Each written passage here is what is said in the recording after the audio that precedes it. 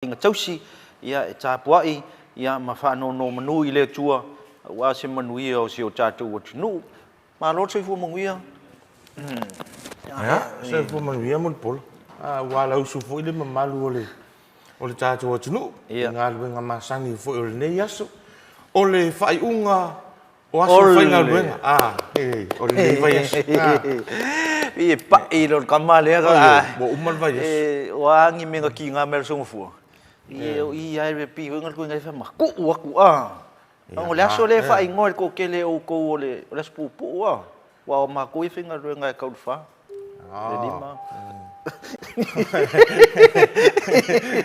alan me ninga fa ingol le spupu ni o kele lo ai ngol aso ngi pi e sawa ku le lo ma fo ngai do ke e ai mut polon o ngat tonu le machine you like aso sfumba le ono nei o tātou sawa linga le nei vai aso te bua vai aso o vai aso fou o to umal masina o fa ingon masinga foi lo waso fua nei e tai ana o te mi ya moni le tele inga ya te vanga le tai au mo le fa fong mo sisi le mo le tunu tātou lo ngatono masina lo winga o te amale o ngatono tausanga tātou anga tu foi ia ile amataina ia o ngā luenga whai o nei foi kwata ia pol nei awhatau sanga whale university wai se ka kuma korisi mo primary school ka kuinga lua kwak e ole tā uore na pe ole nei vai aso male amatanga mai fu o tā pukala me nei vai aso ile tua lalo male tau longo fu I matua ia mai se manual tā tunu I o mawhai o nau tō wha mai ala tō walo mawhanau tōno le tātou university. E pen tā mata mai la songa fua o le tautua, o le ola finau. Ia mare, whamaro si au I whanau, au wai I waseng. I nei vai aso, ia ai, I le tāpo kalamena o nai whasisilanga mulpola, e tō e whamanatu. Wa o le aso le nei. O lo iripo kalamene whai le whalisa mua. Sulua le au. Sulua tasi. Ia mo alo mawhanau na ausia le pasene fitu lima. O le ingirisi ia mamata au puetonu. Ia tātou faculty faculty journal, faculty of science, o le faculty of arts, o le faculty of business. Ia mantua ia alo mawhanau. Ia au wai napo kalamenta au. O le iwa tātou seminare whatau taia. I le fiafiana nei le tula tonu. Tolu I oile. I le tātou lau mua. Whafumai, I le tumaita I a Filipina ma le lātou vaenga. Ia ai fia maua le link. There will be a link soon. Please visit our NUS website. There is a link there for you to access. I le kako se minga lea, mo I lātou. Ai e te re tau a fio I o le lau mua pēr whai o la ai, e le internet I lo mōtam lo lau. Te matamata he se minana, tā ua te le ia ole fa sau noa ele tama ta ia Professor Colin Lau ia from the University of Queensland ia matangu fia na fa moi ole manino a to vaanga nei pe on fitala ye te vanga ile fa moi le fa falsa mo te mai ti ole vaanga al foundation ia mo to ma tu ma fa fonga mai e talia foi lo to wa fio mai I vaanga ia e fa fofonga msila fia ai ia taulumanga o maulanga I manui o lo walo afa ia o lo walo le foundation a le wal watu mamaka o lana tau mfainga le kota mua e au e pasia ku ilunga ile fiku sumo kupu ia o tonu ala le tau ona I vaanga lea ia fai ki se mai o le lalo le ke masa salo se le ia ia ki fala molongo masalo a fai fa pele a tolo tau mfainga le kota mua e po munga la kwa kan ngila alu a sawe kai Valu sulu. Man tu lo mo tino. Iyo. Ole vai ngamu moni. E deu se me ai alu fa sa mo si ka wa wi. E mo tino. Pa mo tino lo wa no. Ile fa sco si pi fa unga ole tau sanga. O tu fa single semester 1, ma semester 2. Ai mo polo bo man tu le vai ngade. Wa laki ngai aso wali la u e ngole lari ai ngoi la ko fu inga fa mo ngai inga fes wa ma to wa te is va matanga le lat se ga la u ngol TV le top 40 foi E se aka koe mafofo e peka ke ika ka ngaka ngana ua ia e matang e pawal me ava ilo koe ka mwhai wa ka le i le whai ungar kausanga e le whainga o ka kare ka ngaka re mua ia e whaafitai ia e ka koe manga kua ia le me hui le lenga e si ko inga hui lenga kulisi o ngā kali e le su me langa risau do langa su e e sa ulo le whakulo le ko inga iei e ko fia le o whainga le vasenga a oe e me kara le kamiki e owa kua malua su kamiki le vasenga ia e whakulo ko inga a e la vel top 10 san ua okay ia koe o fia ia kom whainga ngi kusanga e mari ia alu rosko inga longa ko e la kuma lau mai al vasenga ia mar tu langa se fulu au le ngola kamiki o peniata ia ua whaamanu e nai ia la tali ia peniata a vai le le ngol ko inga mle ula au mai uma mama ko fa ula ko miki nga uma fa ulo sa fa le ko inga ko fa pe mal fa yaung ia ma le fa unga fo na ta to ka se a vai le ka ko inga so e mi valo kari ele e top 10 ko se ngal ko se futbol fa se ala ia ai so ia sa oi la so ngonga la pia le top ma le mo ia I maka ia ele o fa mau ngia ke mau ki ngoa o mau so bang ai ole ta uan la mo pola wai fu ia lo ma fa na o le ua la tele si ui pensa ngol fionga polisi le ta to po kala me le so lua e ia lo ma fa na o le o tu lata I le fai unga o tau mawhainga. Po le rato semester muli nei, o le ua look forward uma mātua, po ua vaai uma mātua I le fai unga tau sanga. Ia o le whaamori e ina, tau mawhai alo mawhanau, I se tikeri, o se tipiloma, ia po se tuspasi.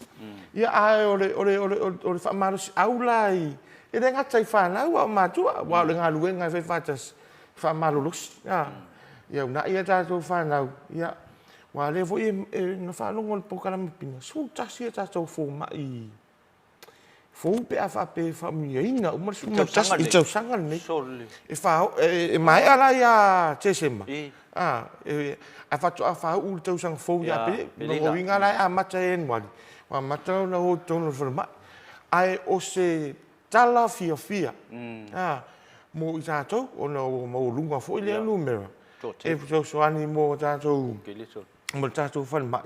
A o alo ma whanau, ia na o tau wina tātou lau mo whafu mai. Tā ua tele soli, o se ngumera ke le pēr whai o man nei su tasi, o se whapoponga hoi le ma se wha avenga I kaku whale mai le iungi o lai titi pēnu mea o nei li I ma tamai tai fo mai. Ia au si tia vui le tūlanga vui ngā lor whaitau a whai o tātou tangata.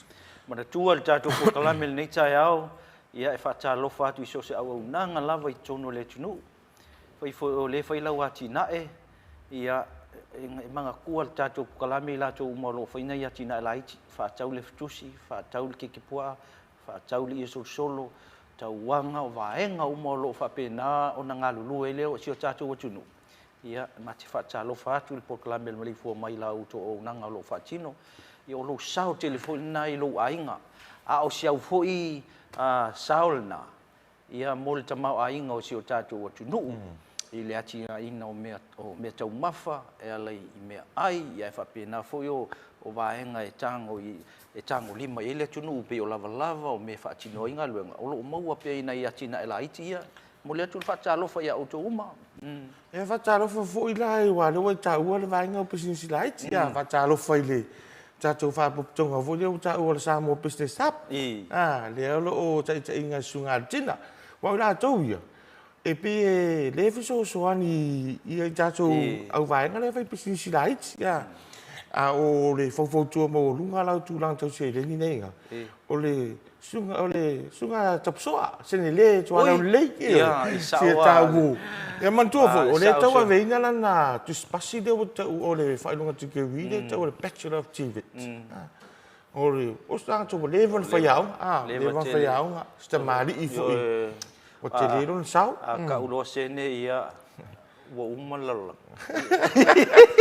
e sa or kala ko inga e ke ka umelo le ngonga ku le no lo inga o se tanga cha o longa lo na sa le tunu yo e o kele fo ingi kanga onga si so ya se nei le fa kulanga inga le o pising sila iki ko le ko ma tele fo business o manu ia lalo o tom fa inga nei si fo vai o tua tele o te lo le fa fonga mai le malo tunu o ni si sa manu ia lalo pokala mel nei ia wa o le tanga ta le na lua nga tupulanga ma se nei le kolisho abe Leila, matura itu cara sini le ya. Ola la chele ala sa o sini ya oi. Ile tulanga voi ngale ole. Fai voi ai pesan tu pelan. Dia facara fatu sini le ni ya tapsoa. Ya tapsoa. Ia emar tu tatu fatalo fa pa anga umal tatu pokalam le Maleifua Mai.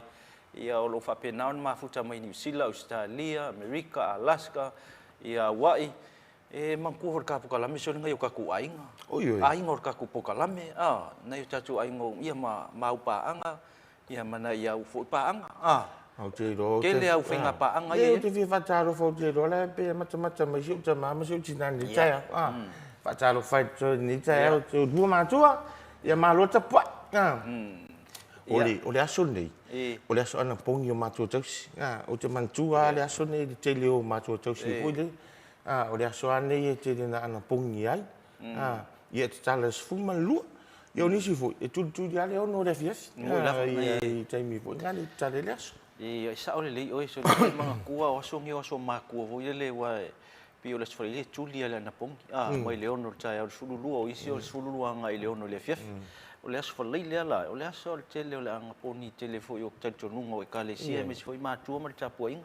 Ia mo Maleifua Mai July le lo fa angal tapo kala me nai matua ia le no fo fale le tapu i mo fa i le tunu ia kapo ia lai pa ki o ko fa sa mo me foi matou ia ai mo se halum fa nau nai matua ia le fo usu mai nga luenga ia la fo tapena le fatu ai nga tausi ko fo ia ku le fiafi ia la fo iso longa manuia le ai nga il tausinga mai nga sa o le ia mo pula ia nga luenga ai o tato matua tausi ia mai la tau fo no fo le malu fale mantua tatou e se ko inga ka kalo pe talo sa mo o talo me ai e fa manuia ia ai o talo pe o ka kalo me ai ai fa manuia mai aka ai mai ko ngalo me ai mo le fa manuia me ai le nga ma fo talo ia fa tele ia to tapo inga o no isi value si o isi value si o tatou tunu le ma fainga avese e kakala ngolo po le asi vai ngai kiki o le fu mo e matua o ko nga ho se va ku se me yole se mantua tu o le tua oi se mantua i fusilo mantua le kufa ko le o ala kakalo e kakalo le me ai le la ai manga ku u manga e ngai nga ma o isi vai nga matu mo fio le nga nu ia ai me se tal tu nu fo sa mo ele ngalo fo ina yuso mtu fa fine me foi ai nga uma ia pe o vai nga fa pine ia man tu tatu por kalame fa chalo fa ile pulenga ia me se sili male sui pule me se ka ko onga le ia la workshop la fa la semina o le fa ungi le fa ungi fa chalo fa tu le ia le fio nga ya nonu mo nga sale mo va ai ia o le fio nga prestene ia o le tatu fa poptonga le ratina ino tanto fenga ben ya lang sua le sunga ya fata ya nesi ya malu komit o le aso bulbuli ne te puni dal fa mo le sfulu le tasine le ut ya fa malo ya ila to o wai malo no sa ya fa malo fu de sunga ya vanga wa vanga le ai fa tino ya pe o fa o nga ai uli ai kuore vanga o se tasi o le o se tasi foi wa levan to university ma o stanga tata mai fo i niona fa ilunga maulunga wai umal tele university lalang ya le lava e puno lava i university o nei foi tamali o le tunu ko keling kanga kawa onga ma ia ma wai o fo i le tam fainga sia fo i ni tamali ia le faia onga i tonu fa ma lo tu tatu por kalami fa talo fa tu lo sunga tawanga se tasi foi o lima tamu tau il telenga ya so alo male vai ngale o manu il fati nunga o to faiva ya le fai o le ngal ne ya so ya mo le to lo fa ngal tatu kalama ma te vanga ya il fa mo foi o ne ya so manga ku e ka pokalame ia ngai vai nga yin kakalango yang ngafi Oh, kau soi kavau dia fatava ya dia cuba kanga kakung wangai kau mangkur kapung e lo atu nga luenga ke lo le sime manga ya lo kilo le fengo nga luenga ngai kama ya wa o lo la ke mingi le wa ya so le pa o mo kama iske mi ke sau kale o le iman mo wa pa o la ko me finga luenga e kulir ke mi foi le ama kai folo le ang le val valu ai malo lo la ko e marolo qua da valu e kawar ko Moli fa malo i le fionga ya tuala America siale mai se foi pulenga Georgia tu vaenga le properties and maintenance mole au fainga luenga nga lulue ya i vaenga le palama o le fai moli ia fa pe foi le au teu fonua ia i la tu te ia le mata fa yo ta ua o le fa matango fiena ia o lau fonua o Chato University ia ile ngalo foi o tolo te pena ina lo toi fali tonu potua onga yo ofisa ia mana tu al tatu pokala me fa talo fa pe ya na ma talo no na fi nei va nga fo ie tau ina fa matai ai lau fa fonga sambo i va nga ia ole tai no la pisi pe ama watu atu ta le ma na ye tele o se initiative le fo ina fa ma itele tele nga te vanga ile ma nga fo le lo mo ko se la pisi o pai pai a o se fa ya onga po i lava ye ke kango ia i fo soangi ko la pisi ia e tele foi lo sao mo na uso im so so ni ai mo se foi o sao ke le fa ma confia in o ka kula mo sa ole fa ta lo fo ia ta to securities i le vai nga le o ta to ia le ta to lo mo i lu mai ka ko ke kas e ta u fo la to ia sao ile ai fa le fo le tu langa ia o lo sanga le bume to tino o le ia vaenga foi fatino ia tato o ai mesi ia ia lo ma fa na we ia le winga foi le tinga na fata ti tu la fun ia ai fa ia o le si le vaenga mul pola o le tama fa ava le tonu tato meste o sta metitia o se fa na wa le fa atangai e matua fa saina ia o le singa le nga tato vai nga o securities ia o nau fa malo tu tringa ia te vanga ila o nanga ta u foi ia man tu tato por kalame mol me lo fa anga o si uso ia e liu mai Melbourne ia o lo fa talo fa mai ia lo tringa te vanga me tu tato por kalame Maleifua mai le university o Samoa ma lo tu fu e liu le fa i lo mai o la fu o lockdown ia Melbourne ia ona le sau pe o fa mai ia e talo pe ile tu ile malo lo foi la mato foi tu ile tato te pa usili le langi na ia maluti pe lo tu soifua i so sa mo lo langi o lo fa pe na ona papa au ia o so ina pe ni fa mai sa o le mena mo fola o fo tuanga po kalami na tu uma mana ia le fa inga o vai telefon po mana ia fa inga o le vai ngale tu ia nafi ile tu na lua le e afe mo tu pura tu na fa tu no ina la tu no lua na ai pe tu se la mo tu pu te de man tu le fa ni me ile tu mo lo no winga e ia le vai ngale ia lu ku mo se le mama lua le tu no ia o le fa tu ma tu la lo ta tu po kalami ina tu your covid do it for Samoa le o ta tu va ai ia tu u e mau ia le lawa fai do me lo ko lockdown no tato Samoa o se atu nu e feo si o sia pe a luaso pe tasi voda so te o mato pe a fai de te no fu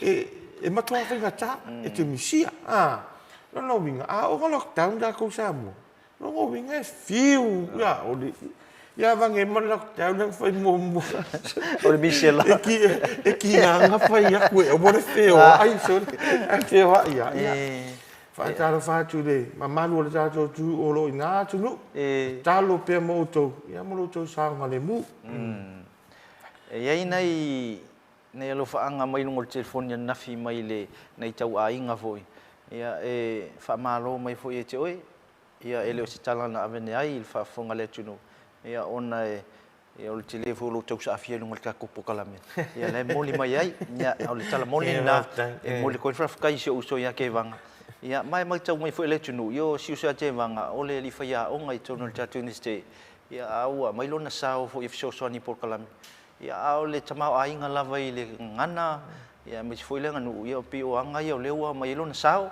ia ale ai mo mai ni so lo fa anga i lunga i le matango fie fo yo na va chola ngona i lunga por kalam ia sa o le le ia wa vai so mo foi ka kulo fa fonga se tatu tunu pele ia kai i pi wa ka le fi kilo ai ngi malo fo pi fo yo le o lo wala la tu te vanga cha u chele o nai vai ngai e toi fifa mana tu te vanga i le fa fonga mal tapo i mele tunu o le ola tatu le tio i lunga o tatu penga o te fa ilangi wa mana ia nai fa fianga na wa va chol tatu le tio a fa ye te fia a ngai e te fia fa longo tatu le tio e mafai ona access il tato website o le nus.edu.ws ia ona e ile o le pattern ngai tusi mai lungo le tio na lo tangwa omi ia ona e fa longo mai ile chelo fa fifianga a o se taimi le o te mau ia ona e fa fonga mai le ni por kalame fa Samoa mai por kalame foi inicio au nanga i tonu university o le a fa sala lau toi i lungo tato le tio pe fa foi ele mo mai au lau se sile ngor ka kukivi ai ke fie le tio i o le o fai ona fa le ia tol na o nanga il version te tu nei ma le na vo i tam finga tato university mo fa malo ia tu suma a lo fe ngai me ai me se volta mai tai pule a sarai ia mo le tamo whainga fu o le vai ngal tātou university. Ki whatalo whai le gym. Nalo tātou whatāt. Ka mostoe ma peni mal vainga. Man tamai tai a puna. Ia mui nātou. Ia man tō le si tātou au nanga lea. Le mamanu lea tunu o whafunga mai. Ia ei po kalame tātou whatalo inge le gym. Whamale stino. Lo i whare tātou whare si. Ia e mawhai o nei sau.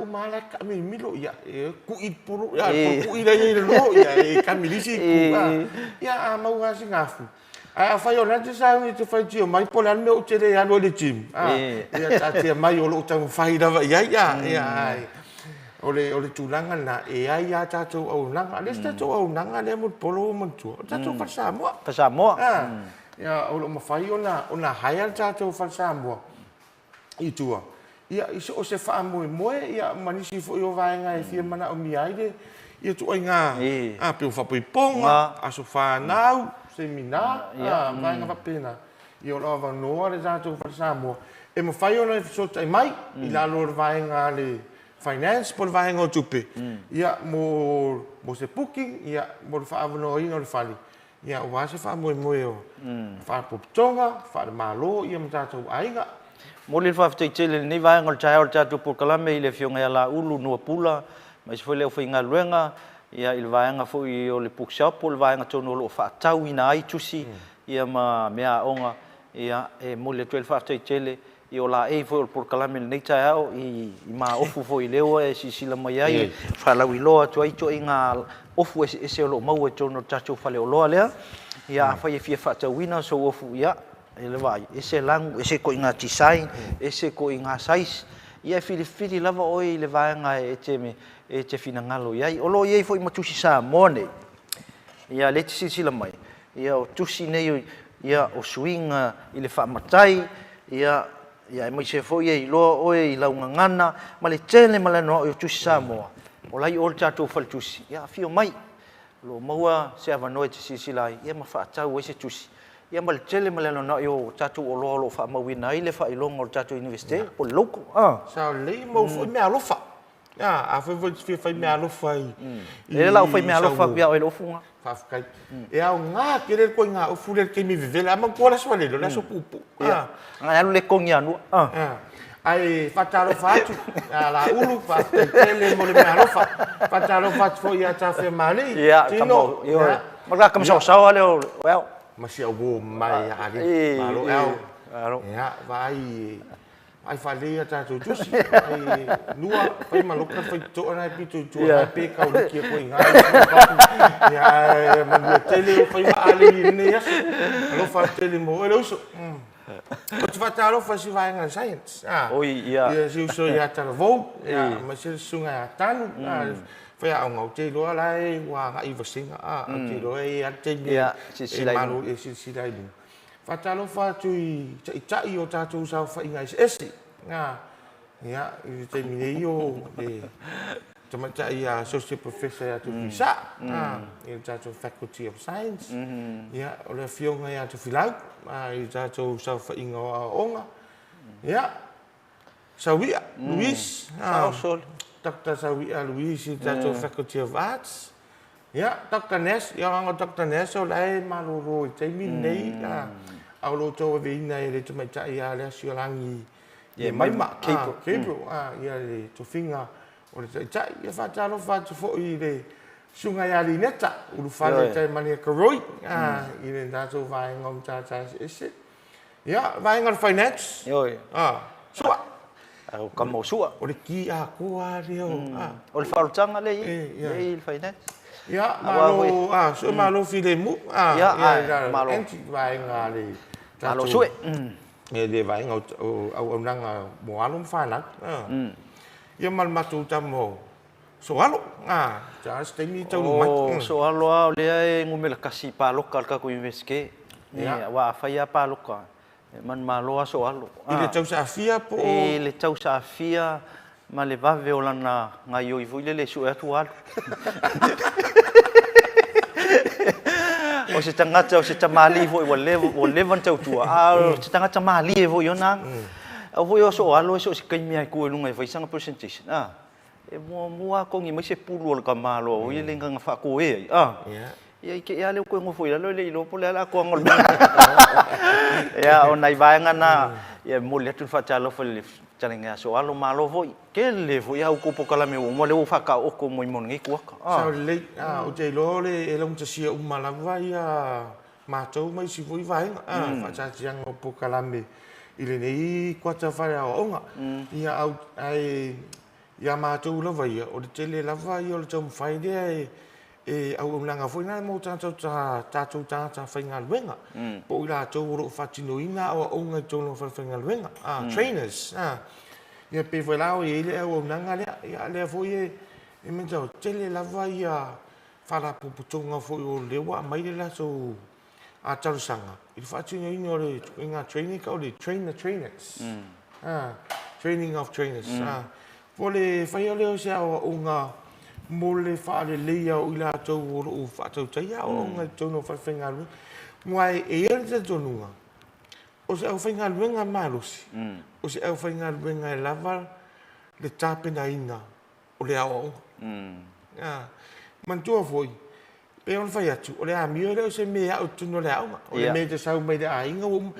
Ai ei fo le tangata e sau mai e se rea mio e sau mai ia mai de ai. Se i tūro whafunga le tunu. Ai o matono whainga luenga. E tilo ma ai. Ma sui e kua ia. E kei rea inga koe fo ia. Wai loa uman tau sami fufuru leip. Wai mantua voi o le singa me ko ofisa. E ke mana tua i fo. Se le mea rea o le uman kau sami ke raku le singi. Sole. Lai I tono whainga luenga. Ia lai. I te ono sa ia lai fu. Fo inga le onga a tono o maasangi anga ia fo inga le I le whare e umantau sami ngā kia e lako ka mai. Ai o le au ngāre nā. O le peo na whai atu. I le au nanga ngā ro taua veina tātou lau mua. O le whare leia o whaia leo o ngā mo le siti o le tō mai manga au tātou tātou whainga luenga. Mo se fera tunu o lo ma fai foi ona a vatu le au nanga tātou sa whainga ese po ka ko faculties ese le ta u mo me short courses pe ka o non formal learning po va te inga ya po le faculty of business o le mena tu lai me tu whainga luenga o le lady customer service o ia le le fatine inga o le au nanga mo tata rau tele I le ala le fa feidoai ia ma le vai le o tata fu inga ia nga ia le so no Darren na ngafi o le ta wa vela to va inga le front line o le front line service no winga e ma fai ona tala sanga mai se fa na putonga ona tau ma fai le ta so sa fa inga ma ta so investe E o fuatu, longo vi pe whakakainga pe o se training kolu waso.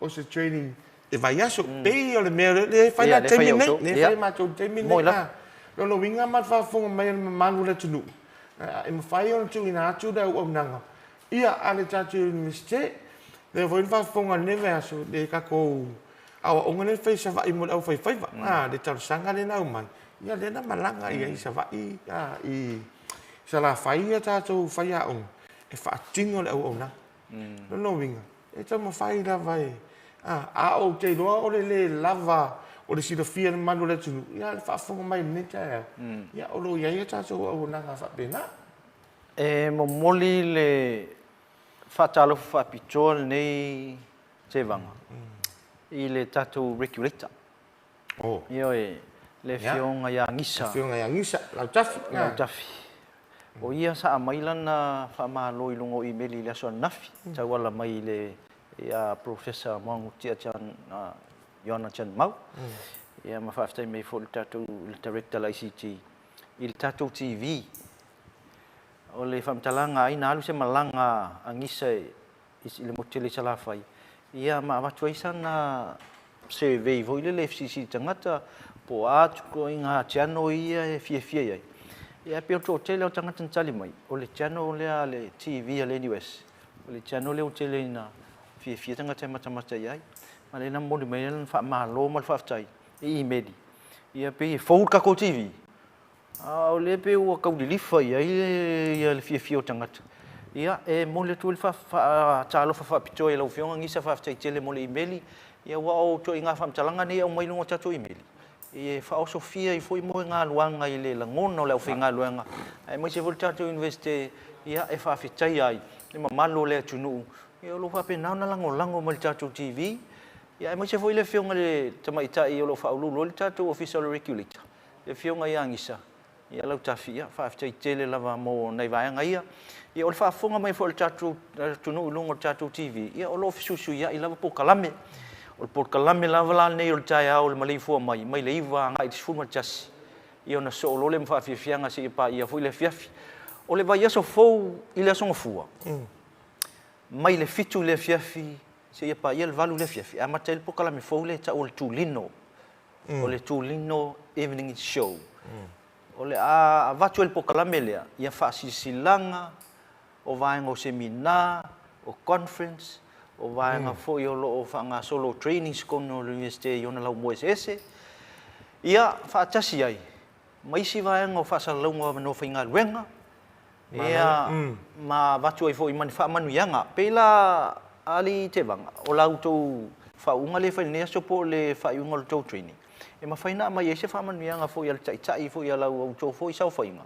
chalenga so alo ia malisi mai uma sua fo i la tau le fa u i nei fa uma mai lo la ia ave lungo tatu po kalame le so nga fu e tau le so leile ave fa manu yanga nei o fa manu yanga la o fa manu yanga a o tau male university ina tanga tau le uma la tau wa o le winga o le vanga le ina ia fa manu ia le university i le tele fo la tau le fa i wina e ia na pupu na training si e pay for tattoo training na fai mo tsa vai o le fisu sila na fia ngai malva ngal tattoo sound for the School of Maritime Training onai vai nga fa pena e vol tattoo Confucius e vol tattoo CIT e vol tattoo Cisco onai academy laikia le la e le fo fanga le a fai fo inia so i fu le malu le tunu po tattoo le finga longa e fo tu lungo le o tattoo o vai nga le tulino ia mai si vai nga taua o le fai le fa tala no ni fai nga anga o fai nga pa anga fa business le university ia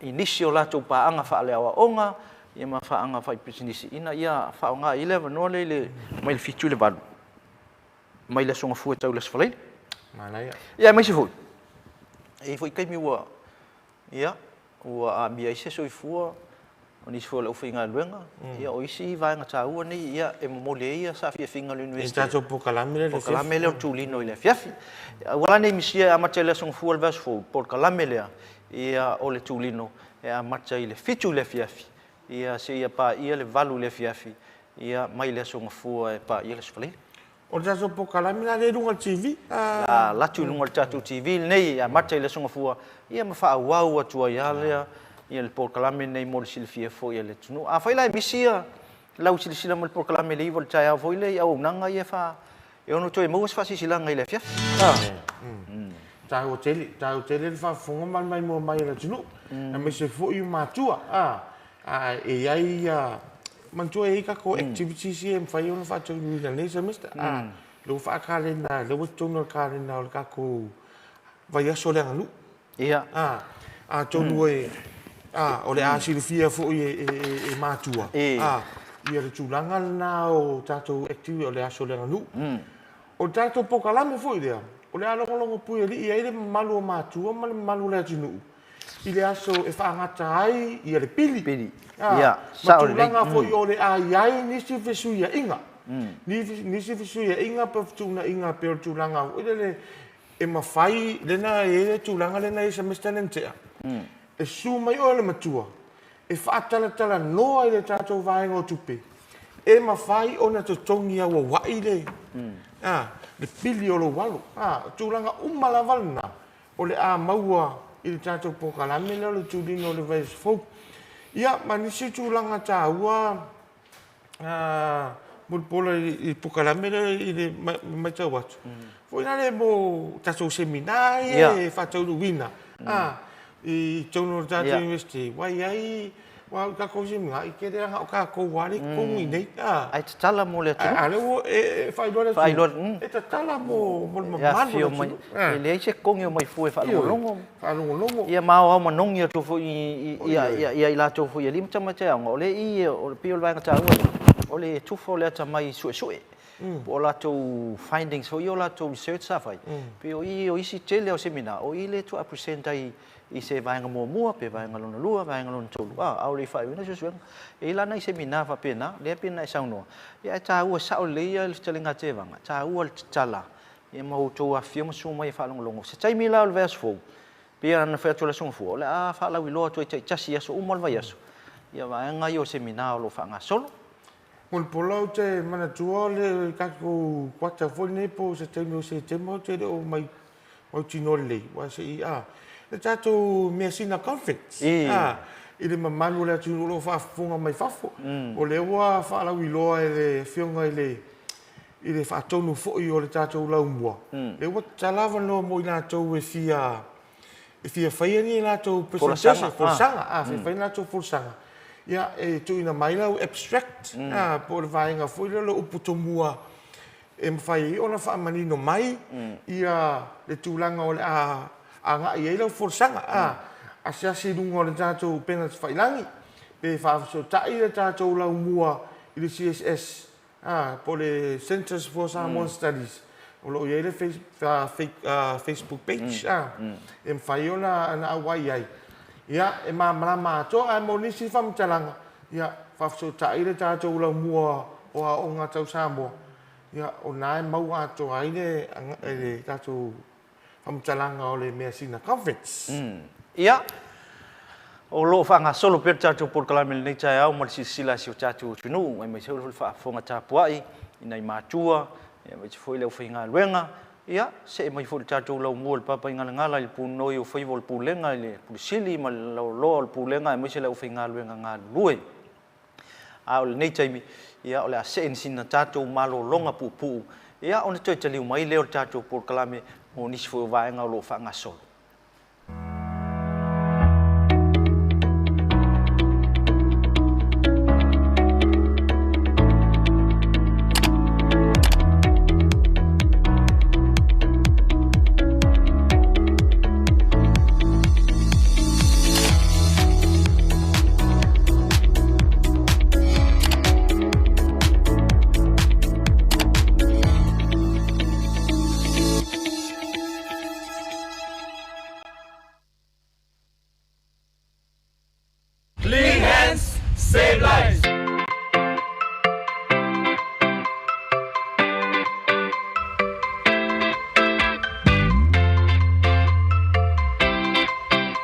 Ai e tele ul fale lotoa e te tau lava ona fulma o lima o lo ia I lava se te pua o moana saunia e aona mulmulita ia I le fuluina o lima ia whaonga lava nisi o vaila au fulu lima ina ia mautinoa lo malu pui pui mai ai nisi o sia mai a fiai I se whaama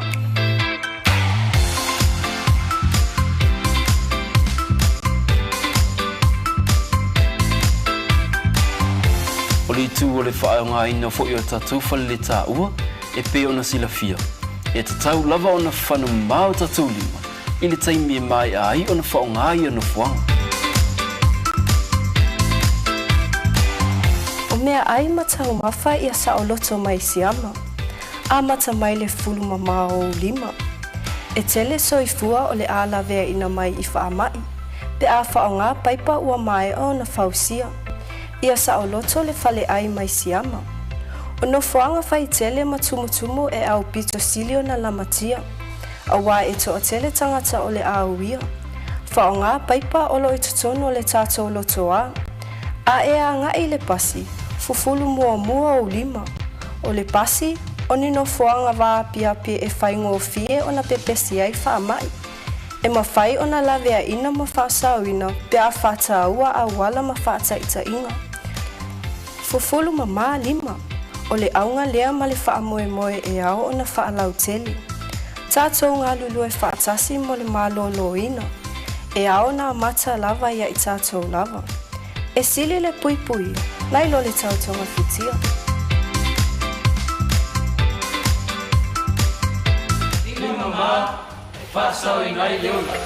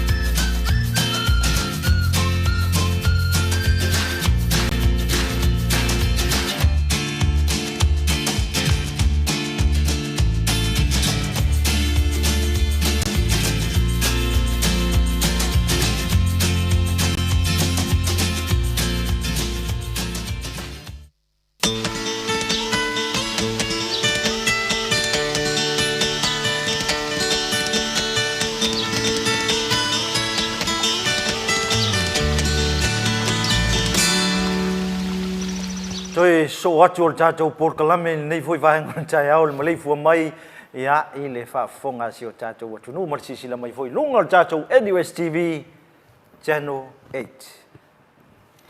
Mana tuara malu tai. So ko mai ke le ali ia. Man tuara malu tai. No fa so malu tai. Ave vo ngia vango so le molia ku le nga fa kai lo manu.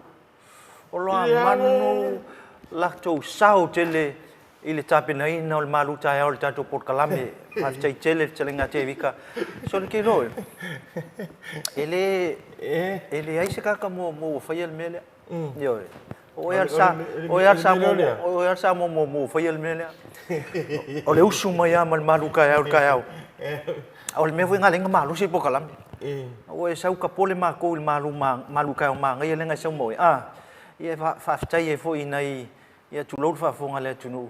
Ia mo ngai keke fo ia ai sa e wel sosi male mal kamma le pipi ia fikai kele fo telinga te manga male vanga le lo manu ia mo la tu sao fo ia wale se fa mano skingo ele tana mari de media usu mal kai au bo ngari le maga yo falao le maga yo falao ele de vila al maga ia winga le falao toast toast ya mai ai o sia so ko salva o le pe tu ya so wa afa fala fala wa ku fa me lo ma ku ka pe ga le ye lo kamba o le nu fa ya so ku ga inga na ka ya me fa to so fala o nu fa ya so O ta ua o le fai o se malu tai au e tua ia o ka ko foi o le matele o matua I no I tua e ele vai nga foi le kau le mo mi kele le vanga le o ngai ke unga foi e pe o se sanguisi me a ka malal me angwa male ki yo e mo nai toe sangole o le fiafi male a le po o ye toe tapen nai se malu tai o nai matua pataro fatu si o to fino faulu o isa so le malo tumat malo so fo faulu malu tai faulu ma vai se malu tai o fotino ni okay pataro fatu vai nga no le lofa ia la to fo I ngaluenga ia mala to unanga ja to tunu ia mo tato fai a onga ni es mana tua sau malu tai man kwa ale ko ale le mo ngal me de le fai a onga e fami fu ka mo le manga kai pe al sau ngo tv ya o le tu langa la le ai al tato fo tuanga pokan mana tua la malu tai ye me le ko pule ka ko weekend nei se me silion cha e kau makke mai lau ka le fe kia le la fai inga mo ia mon sa mo ia ko ma ko mon pa fonga mai ta to pule au le fai ua ta pokala me nei wa le la chua foi mo ngaluenga ke manga ka mai fai le hakal mon sa mo se sila le ko mo I lau pe I lau fucking ngol hakka le o e ko o le finga ka o fucking ngol hakka la le o se sa mo a ko ai pe ke fo mo lau so hai pe ai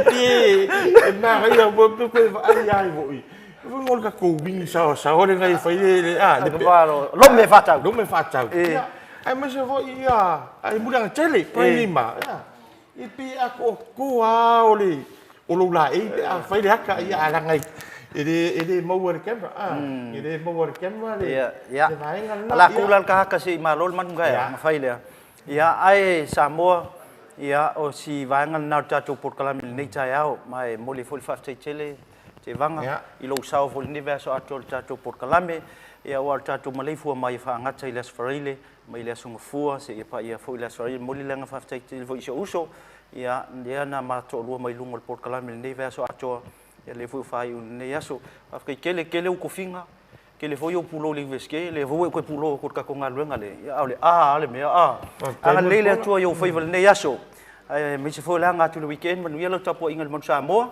ya man foi ngaluenga ne yaso ma ngai ma tite fai ba ya ta to fai fo le nga le yo le tua ya ai ola ta tu se sina malo longa no so mai le mal fitelenga ya so alo Sydney fa sau o ia foi se tasi o tai tono lo mua o le ola manu ia mo lan fo sanga foi o nei tai a malenga nga fa lo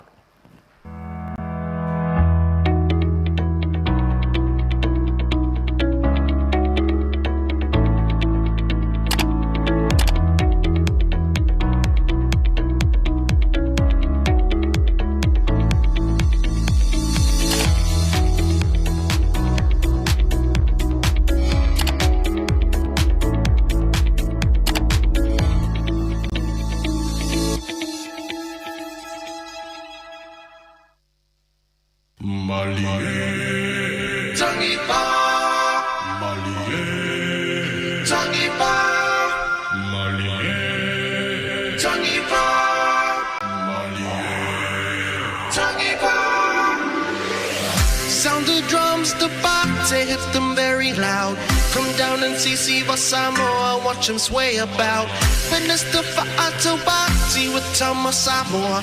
So come on, get ready to see, but do you want some more? Oh, Maleifua Mai Siba, Fa'ato party mai pisa polo, Tino le fan ila fala lue mai tauliba. Oh, Maleifua Mai Siba, Fa'ato party mai pisa polo, Tino le fan ila. Who is Siba Samoa?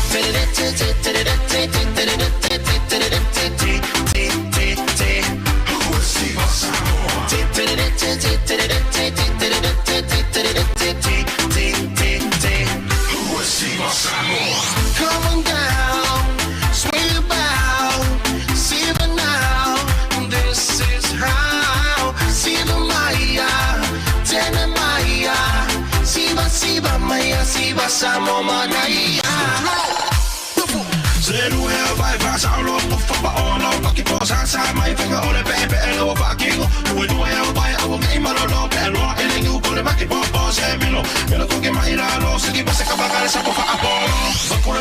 yo e kapa vai baso se oka e ngai fi male apaka e loa balo fai makuma come what you wanna show you can like kun yena masi makongi fa ke fa ai ona pepe oma lo so mo bene pese siva maya tena maya siva maya siva samo madaya siva maya tena maya siva maya siva samo madaya siva samo siva samo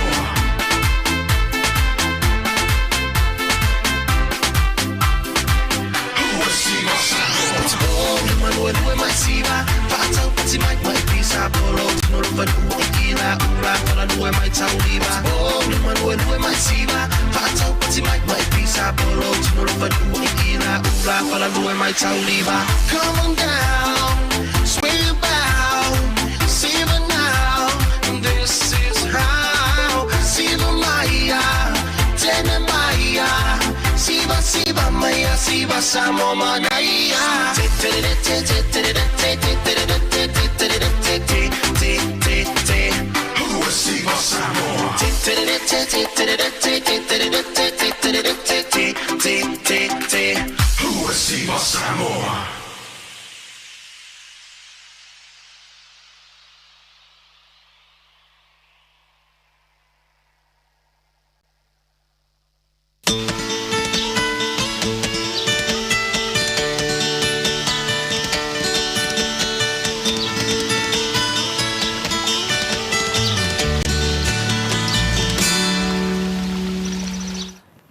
Ia, o leo watu so atu tātou pokalame o Maleifua Mai nei fui tai au ma le silsila ma le whaafonga mai e si o tātou atu nuu.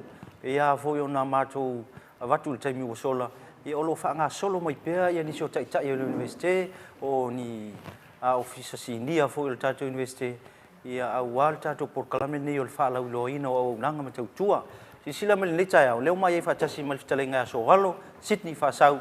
Ia o le taitai ulu, ia po le manager, o le tātou vaenga leo le olo a Manu Center ia i tono le tātou universite.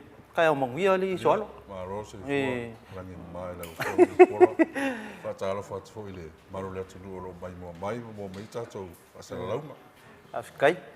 Ia, e vi ela vale ali lo so i fua o moli mai fo le nita ia o kele pisi fo i fea mga luenga lo fanga solo le siko wa o kele la ia ke mingi.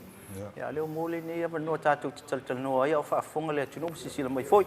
Ia lava tu nei ava noa o ngau le ia le kako le fa mo lo fa ia se a onga e fa u e fa ile fa unga nei fa u nei nei aso ia i sa no ia malenga fa lo ano ia ma ro fa tai ul pola ia pe fu fa longo mai poka lambil ta uole fa il maru ta ia sa wa ia le vo se ki vo ka ia sa le fa lo atu ta to poka lambil o le fa il mato a onga o se pokalame sa fa pa anga no fa ia male fa la tonga foule sa mo Human Resource Institute po ila to voye nga lui tu langa tau HR mai fa tonga SS tanga longa SS ele ile va nei ona tu fa ta sia fa la tonga le al strai wa va po le strai le ta unga le fa tonga ia na tal sanga mai tato university nei pe mo se so so ani fa tinonga la le onga la fa il terminei o le fausia ni standards po national competency standards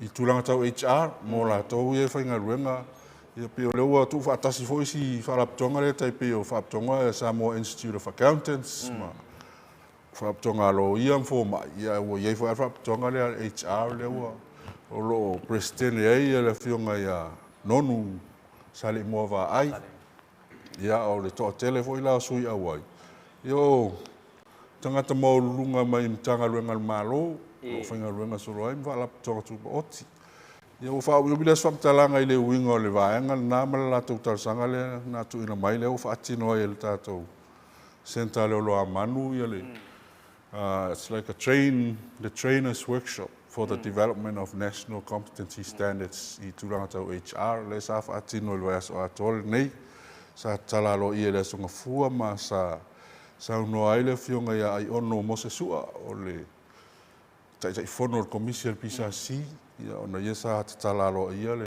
fa mo le songa fua Ia o nei lai le uli le July tasi e tāpuni alo i ai. Ma le fionga i le tātou pulisili, o le VC, o le a saunoa le saunoa ngā utu. Ia ma tufa ina loa si pasi. Mo a onga nei pupu ta i lima aso e pe ta i vai aso pe lua vai aso le tau ta ua non-formal learning courses, ele ni formal programs, but short non-formal learning courses. Le waki li vai le a onga nei mo i lātou o members o le SRAI. Ia whaapea fo inisi o le tātou universite, o mātou ngā lue whaapaanga ma le tātou Faculty of Business and Entrepreneurship, le FOBI. Ia ua o le mana na o le SRAI, ele na o le Developing of Standards ia le amatanga nei, ai whaawaru ngā luenga. E se taimi mana na o e ofa i laro le FOBI o le NUS. Ia ni courses tau HR, ia pe fo se prokalame whaapitoa mo le HR i lumanai. Le ala mau te ngā lue whaapaanga, ia pe ova atu i le toltua mon tupu ia sui a waila e le taimi nei. Ia pe anu ta ua e nisi o CEOs ma ACEOs, ma takata maurunga mai whaapitonga SS, ia ma le tātou staff. Le ala ia wha moe le tūra tasi nei, tāpuni ai, ma tu whai ia tātou tu spasi. O le whaftai tele so alo mo le fola sanga manino le fo iwa whafonga ma silisila si o tātou tunu. O le fesili. Sa whaatino mua nei jo i ngā onga i tono le tātou investe lea e pi ta iulu ai la utou sau whainga fo. Ia, lea fo i se au tūtul matai o onga nei. E toi whaawau lumanai, ia po lea onga le ia pi e kasi ai i se tausanga. E pēna uta ua tā po kalame ua tuanai. O mo onga nei nau formal learning. O lea sa whaatino ai tātou universite. Ma e fua fo e lai talusanga e mai whaalap tonga SS. Sa i lalo lolo a manu po kalame le sa ta ua le Samoa In-Country Training Program. SICTP. Tele ya kose si na fai mo ofinga ruenga al malo. Na mai e fai a onga mai fafo mai New Zealand ma Australia fa atinoa ia a onga fai mo tenta sunga po ia malo e sau trainer fai le fa atinoa le a onga. Ia temi nei le to ia le po kalame na umal funding a New Zealand ma Australia. A le wa fa wa le tato universite wa lo ia tato uma training materials pa me uma. Ia plan for ia tato courses. A mai tal sanga va ai ma to po fel faculty tal fenga ye se fa ia o mai mta o pula tal sanga mai ia sfapto. Ia na avile le faculty na mai fa ia o mai fatino le wa ia ma to resources. Fatino le o. Ia fa wa la tato po kalame na. Ia o ia fa human resources. Le tatal no le training le o le human resources. O se a mo le fa human resources lo fa tino pe na fai mo si a o. Ia na fai mo si a o. Tulanga tau human resources. Ai o se ngaruenga mo le o matou fai mo le fa ala tonga fo le human resources. Se so ani e la tau. Ia. E fai la tau standards ia. O no lo mana o mi me le SQA for recognizing pe fai la tau courses lumanai. Le o matul ngaruenga fa ta tianga o standards tau na au CS tangata HR. E very official HR person. Oh, ia e ta ua fo il fa fo marti sila le tunu ia vai nga pe fo na sa no. Lu no winga i le lumana i se fo ina ni su inga awa onga le a ofal tatu vai nga fu mana onga. Ia moli le nga fa tele mai mana tu fo. Ia o le fa i ul ne yaso. O le se fe au ta o le moli fa ul ne yaso wa. Pe o ele ta yulu tatu sa fa inga le na ia ave pe ia se se fe uma lo sia wal tong fa inga fo tatu va nga fa lo. Ia no ta inga na pe ona ia fa mo nga ia ma to o ni to mai me fa fa wa la to le wa o el to mai mole developing of standards ia el no ta inga le wa capacity built ila to mole fa tinonga nga luenga le to na me se so ani fo na le wa se le sao yo fa tuanga fo la na mo la to fa nga fa le le no ia ma ta po fa le ta ro ngal man sa mo le fa ni ngalur ka po ngal man ia te mana tu ai fo ia stasi fo yo tamata alo ta ro ia ta to au coach na le sunga Michael Jones il ta to ora kapi ia fo Michael fa le te lan fa sa mo na mo iste mai le au ta lo fo matonga mai le au tu ma lo lo me wo tu atele ai tonga le fo ya tu mai come on boys tackle be ferocious yeah Ya le la wa umala u fa longo so la wali ai ala tata o to ole o to mala e sa le li o la pi lost ngale ke Michael coach what number is ferocious yeah listen numero ferocious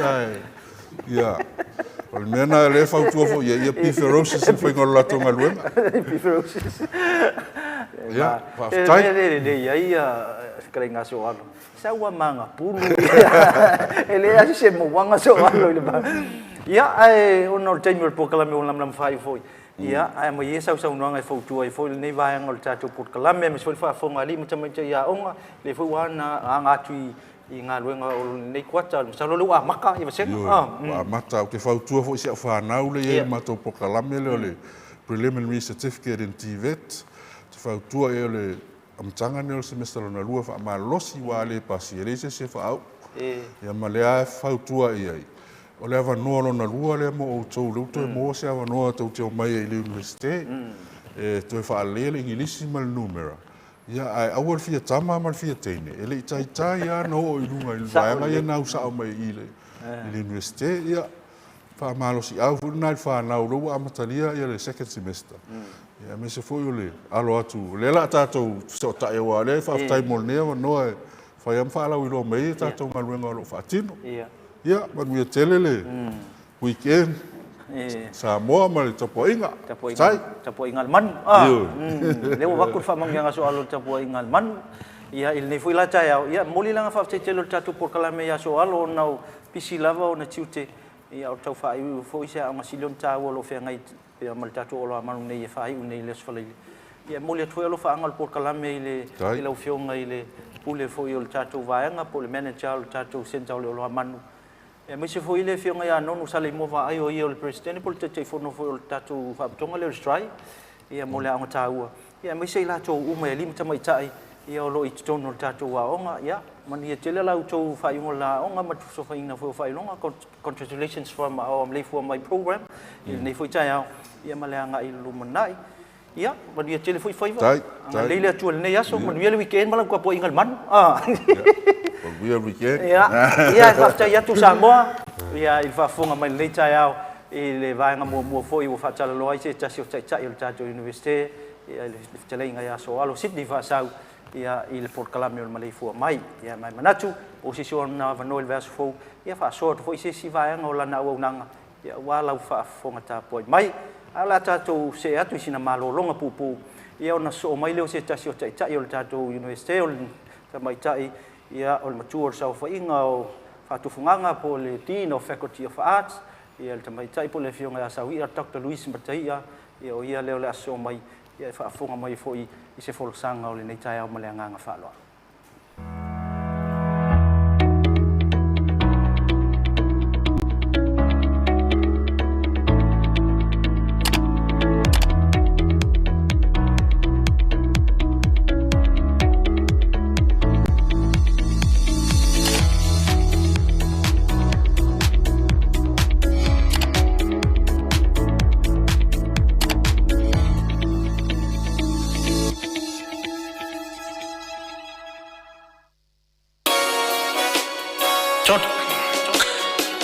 Paris. Tcha. Ya, Maria ko meu ku. Ele acha singa ma fau e. Pai se me que coi fo e jamo. Ya o ya ngatu ki poki mako. Ya le la o ba kulo ma ami me ya o problema. Ya le la o fam kala sao ye. Ma la o ho ya o me nga pai. Ya, Maria Jauso. Awa mafafau Ua moni lava le upu awa e te wha a masino atu Siaki mua lolo toi fale Pele o la pisia ai salu Te ofo ilo a mai O le fasila a wilo umata A ole na ele o kilia lauva ai o lo pa ia i se o ngaku ava Nala ona tato fai malanga mai ini usila Ole Ole nau nau lava isa ili manuia mo tato ainga. Ai o mai fo isu elanu maola taula malama. Fa'ao ngā sisele malo si anga o ilea ta i malanga. Wa e te tau tau i lau lau ngā whawhau. Talo fa'i uso malatu awano wa mai mau. Wa e ripoti le anga aina nā lau anga sala. Lea ua toe ua tula ia o e lau whanga. Lea ua toe ua tula ia o e lau whanga.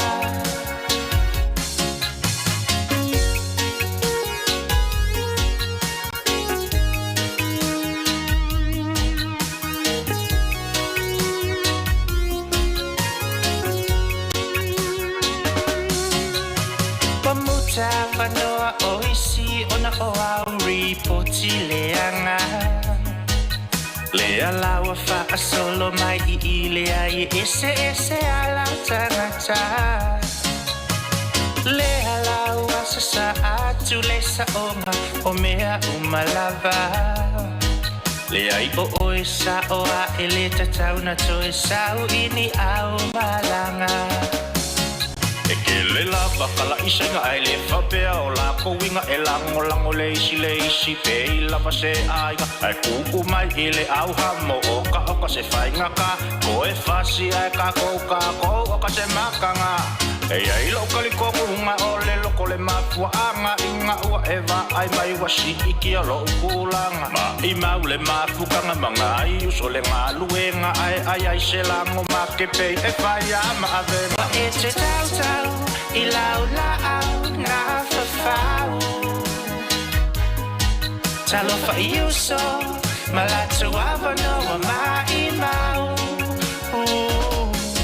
Wa e ripoti le anga aina nā lau anga sala. Lea ua toe ua tula ia o e lau whanga. Wa e te tau tau I lau lau ngā whawhau. Talo fa'i uso malatu awano wa mai mau. Wa e ripoti le anga aina nā lau anga sala. Lea ua toe ua tula ia o e lau whanga. Lea ua toe ua tula ia o e lau whanga.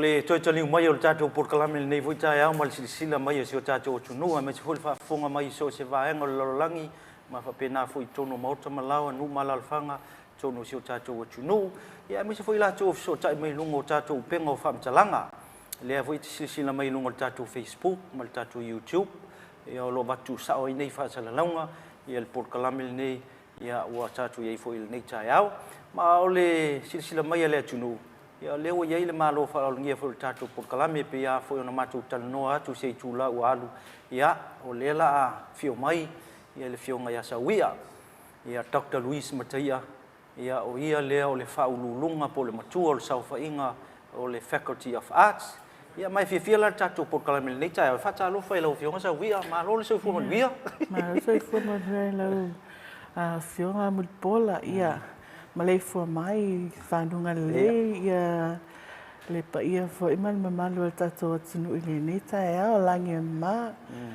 lo sai fo le ia whaatalo whatu ia le matou sau whainga fo ia le sau whainga o le whatu funganga matou waenga i matou pausisi i lau whaatausaunga sa mua le neta e ao ma lo sai fo tei tele i le avano mawhai ona mau e lau fionga sa uia ia o tatou wheloa ia i fo i lunga o le Port Kalame o Maleifua Mai te leo whaiva te le fo i tiu te ma leo fo whea ngai ma mata tatou wa onga ia o pisi fo i lo tau vasenga o li mata mai tai whaia onga ia il whea ngai ma onga ia ao lo tau whai mai lava o alfa fonga sia tatou atunu o le neita e au ia e pe e tau tele ia vai ngol tapu kalame fi o iai ai ole a tala ia le tapu kalame nei tai au i se fisili fapia o ani au nanga fa au mani au onga po ni koses po kalame fo o fa tino nei kwata lau fiong sa ia malenga fa lo after lava mal fa sili lau fionga ia e va vela o talina ta upu al taimi nei o le wa matal vai so mo le semester 2 po le vai ngalunga lua o le tausanga fa le onga o le e ai nei po kalame ma nei courses fo yo o fai ona fa tautai ele matou vaenga ina ia fa malusia fa leil au nanga fo i ma ia o atele le tamau ainga o le whaatufunganga lea i male matou degree whaataitainga i le po kalame lea o le tusipasi whaavai o le tausanga whaavai o le University Foundation, the Foundation Program a le Faculty of Arts. O iei nei courses ia e lua po nei mta upu ia e lua lo e fau le whatua mai o na pasi e le senate e ofa mo tamaiti talavou o lo ia taimi nei pe la o le introduction to multimedia ai mai mo o lo fa nga solo nei e nga lava mo le talavou le talavou taimi nei i le vave fo o le tomai fa atel konolos ia o le wa ia tato courses em faina to mai e ave o le si mea e matou po kalame wa au sanga fo o ta pena fo ia le saufainga o le mako master's program the Master of Arts in English in geography fapea fo le history tal fasolpito e ai foi mai si vaenga e fai combine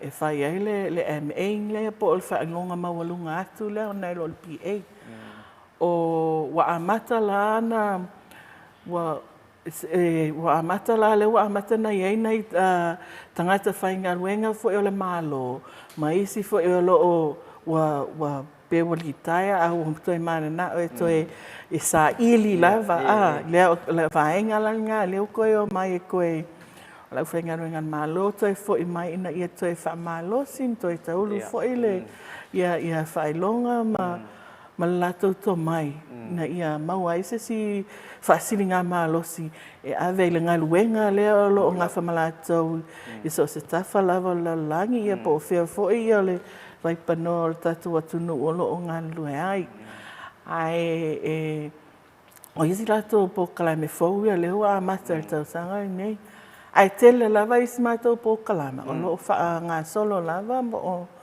o lai fai il taimi nei le E whai fo e fia a sa iri ai o lailunga le mato website e malosi fo le au whainga luenga. Iai whaasisira tu fo e iai fo i mato ava noa whainga luenga o loo tau mawhai atu fo i ia le mato vaenga. E sa ili fo i ia nisi wa mau whaailonga o loo fia whaia onga e mawhai o na Maleifua Mai. E iai ava noa whainga luenga o loo whaasalau taimi nei. Peila o mea tau multimedia, lecturer in multimedia, linguistic specialist, tangata o le ngangana, i le wha Englisi, po o seisi fo ngangana. Mwhai lawa wha amua le wha sota i mai i al tatou vaenga fo i lalo le HR, mwhai loa mai ia auto mai ma o certificates fo i mau whai longa. Ina ia sa ilo le mawhai. Telo taimi, whiu e su en tangata. Ai le ai lawa ni se tali mai tato whasa. Peila taimi lani a leo o sa wailunga i whailoa. Le iai nei tato awangoa whainga luenga whaia o ngolo iai taimi nei. I mea tau research o le mea tau sa irilinga. Tele i o tato poloketi fo i o lo whaipaanga ai. Ia maisi vaenga fo i o le o le tatou malo, ia whapea foi, ia paanga pe o le UN, UNESCO, o loo, ia mai, o loo ngā lua whaatasi i te le poloketi. Pe o sila fia o le matawhai oi lava nā a le whaia onga a le universite o le sa ili, ma sue ina ia maua lava to mai, ia o nei, o le mafuanga whai kako polo keki, nga i mawal ko mai fau, na tufala i tangata o e o loo ngafa ma le whainga o tulafono, ma isi fo i ngaluenga ina ia whaamalosi ia le tu se tulafono, po se ngaluenga fo o loo i ngafa i taimi nei. Ia le data, wha le evidence-based data. Informing le policy. Tal chonu o leo wa to foi fa fonga si ta tu no ma le fo maua mai le tunu lau sau no anga ma le sanga Dr. Luis le foi va ngol ta ya o le fisili le va ngale tau tu le pokalam i le entry level le o tatu pokalam me fo ne o ave o le Masters of Arts ia po postgrad diploma le na sau no e oa vaenga enga fatias tangata ona po ani maka maululungan fa ona ausia i tonu nei fa ilonga maululung. Okay, five time ala no. Ia peiva on sila fia. Da e tonu tatou kalena ia lewa uman fa manino atu ai. Ia tangata alulunga le MA po le postgrad diploma. Ia mai le lei le ia low degree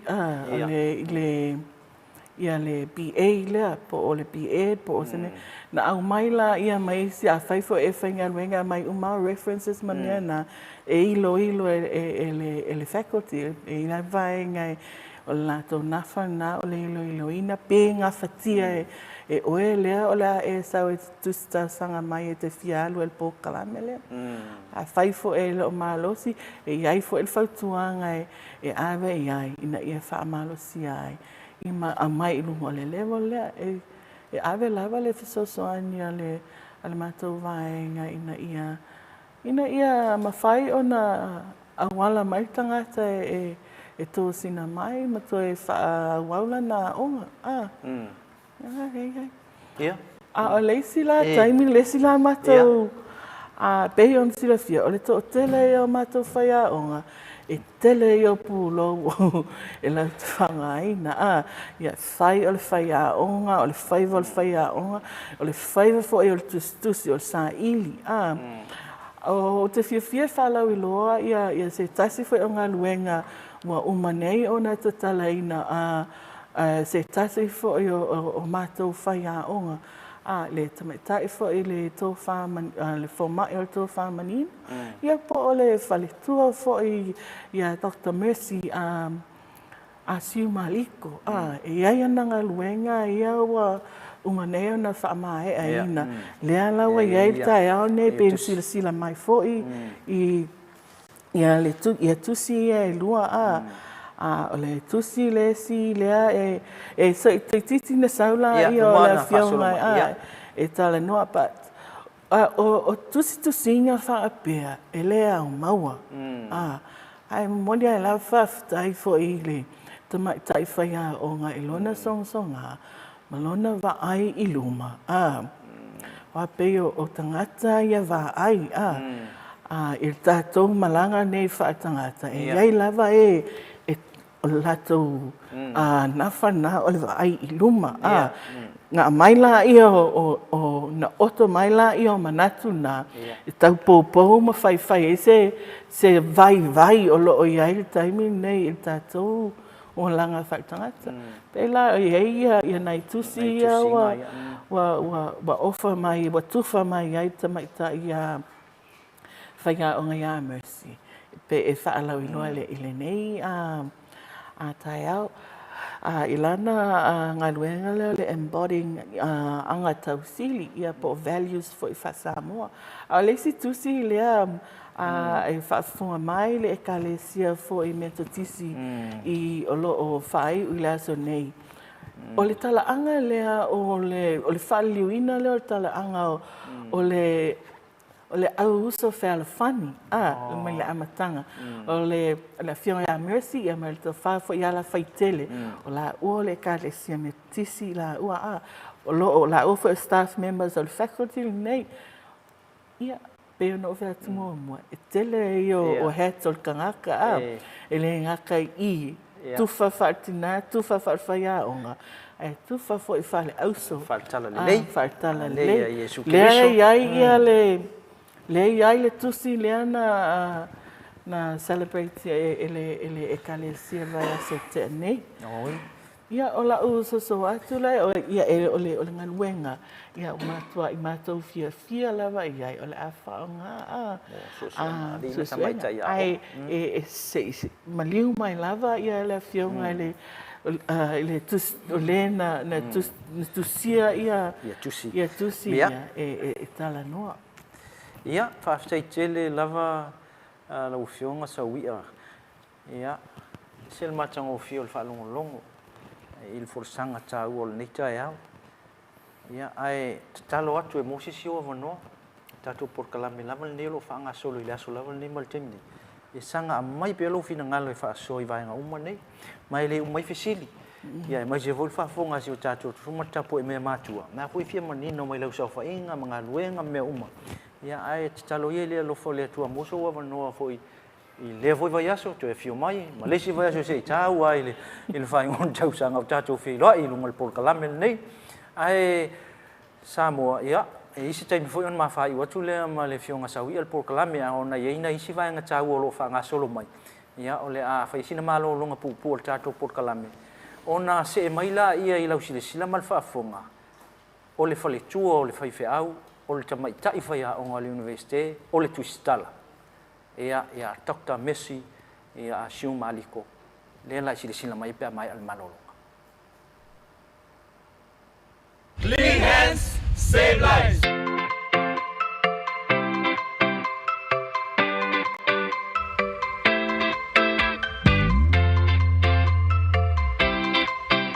Ai e tele ulu whale lotoa. E te tau lava o na fulma o lima. O lo iai lava se te pua o moana saunia. E ao na mulmurita i ai le fuluina o lima. Ia whaonga lava nisi o vaila au fulu lima ina ia mautinoa. Lo malu pui pui a mai ai nisi o sia mai a afia ai i se whaama.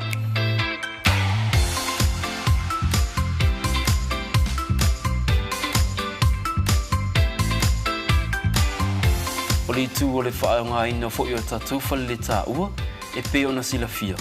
E tatau lava ona whanu mau tatou lima. I le taimi e mai ai ona whaonga i ona whaanga.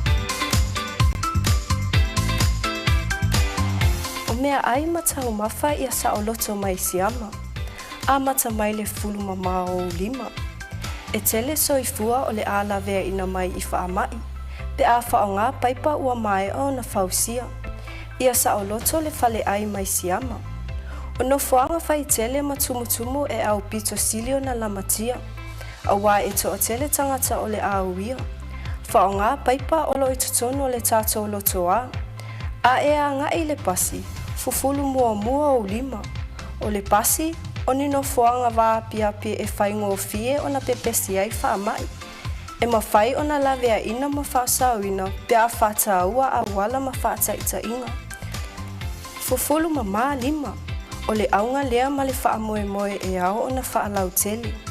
Tātou ngā lulu e whaatasi mo le mālolo ina. E ao na mata lava ia I tātou lava. E sili le pui, nai lo le tautonga fitia.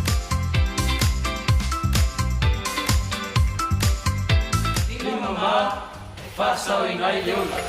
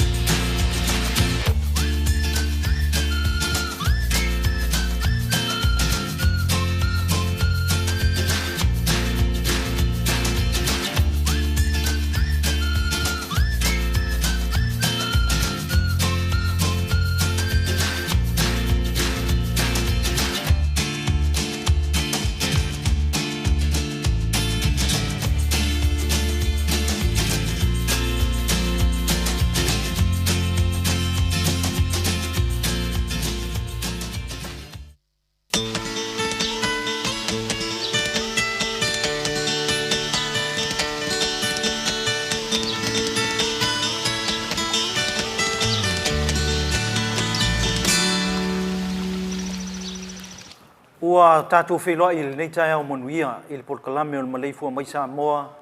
Ia o le so o ngā lava le nei pe ona e whaafonga mua mai. Ia I le saunoanga, ia le fionga I a sawia o I o le Dean o le Faculty of Arts. Ia o le fōua so atu tātou polkalame pe ia o na watu se whaamtalanga I se tūla ualu. Ia o le a su mai matala mai ao. Ia o se tasi fo I wailonga lana tautua I tono tātou university nei. Ia o I o se tamaitai whai aonga. O ia o le whalitua o le whaiwheau, ia o ia foi o le tustala, ia lea o tātou wheloa I lunga o le tātou lau whasara lau, ia ma le sunga ia Dr. Messi a Siu Maliko, ia I le nei foi vaenga o le tai au, ma e whaatalo whatu I lau sunga I le whalitua o le whaiwheau. Ia, whaatalo whatu po I lau tō whaamul pola.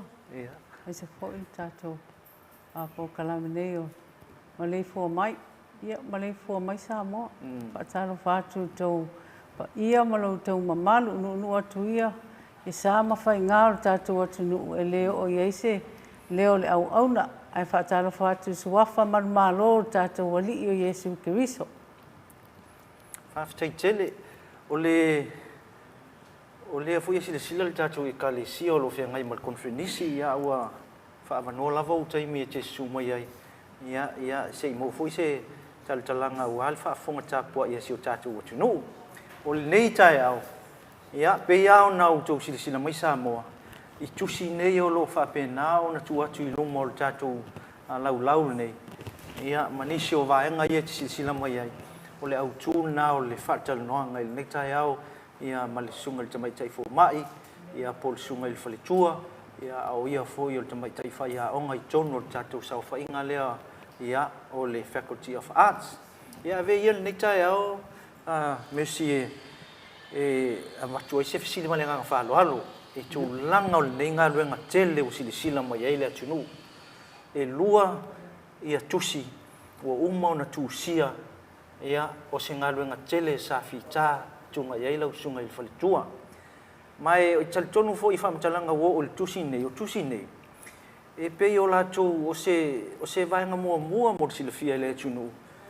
O le publisher o le tusi nei. Ia o se vaenga mua leo mawhai ona maua e se sui o lea tunu ia pol faltua o se vaenga e se papisa mai tono lea tunu o Peritania ia lela o ele nei tai au ai o le atoanga o whamtalanga o tusi nei o lela afsilingi ai le sunga i le tusitala ia pol faltua pol tamai tai whai aonga ia i le atoanga o le nei ngā ruenga e whaamole a i le awa ma le whaaloalo i le sunga mesi o le ale mafua anga ma se au tu o tu si ai tatalo no foi le tu si mo le tu si le ta o embodying o anga fiso ta e foi ona e sau no i va anga ia la se au tu fa mo na tu si ai le tu si ia o faftai tele mo le fafsili lau to famul pola pe ia o tu si tala uma o le tele o tu si e a fua mai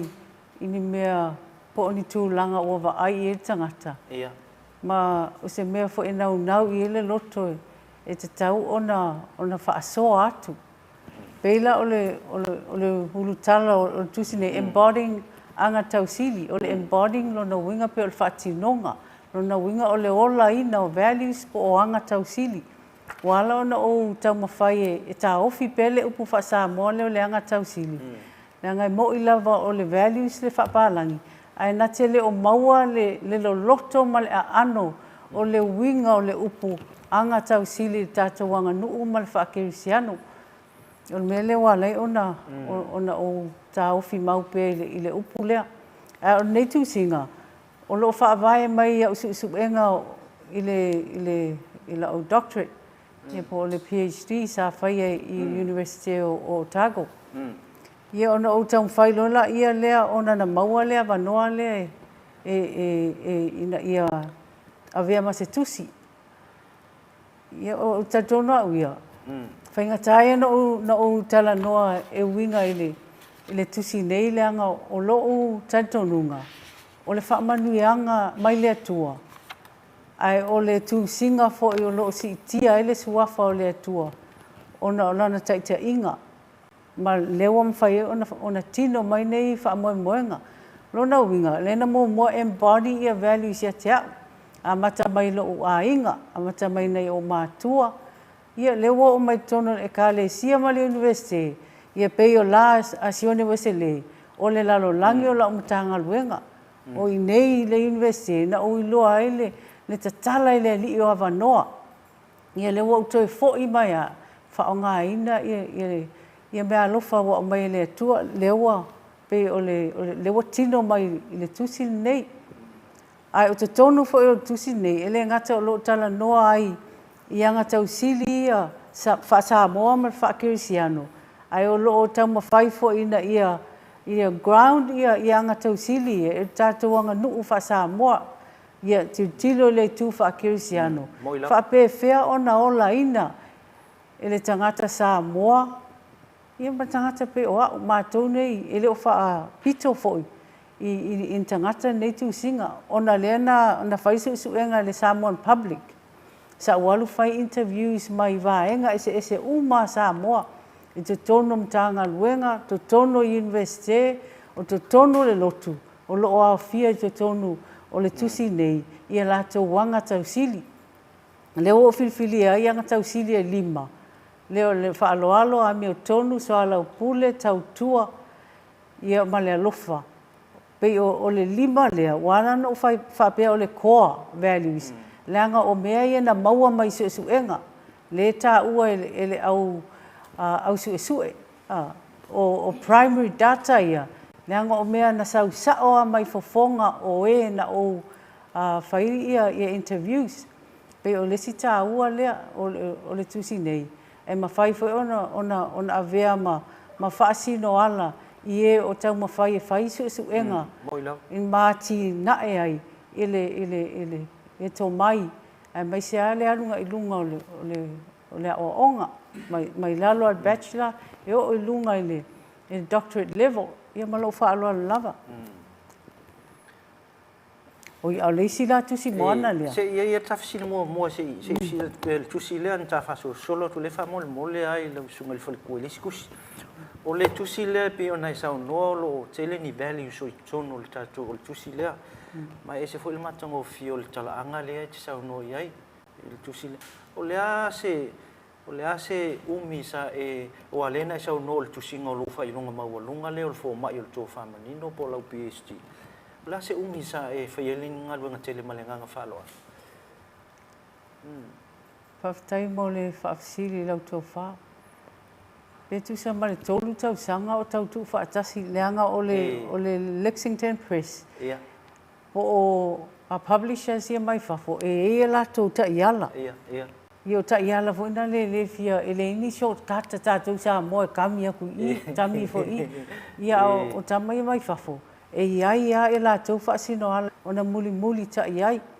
Malesi mea e uma o na awela I tangata o lo o tangata e ta o experts I le field e au fia mo mea values, e au fia e fo le public theology po le mata upsi sili wha lawa I tele. Wha pe fea ona e tala noa wha alea tua I no foanga wha I tele. Mo I love.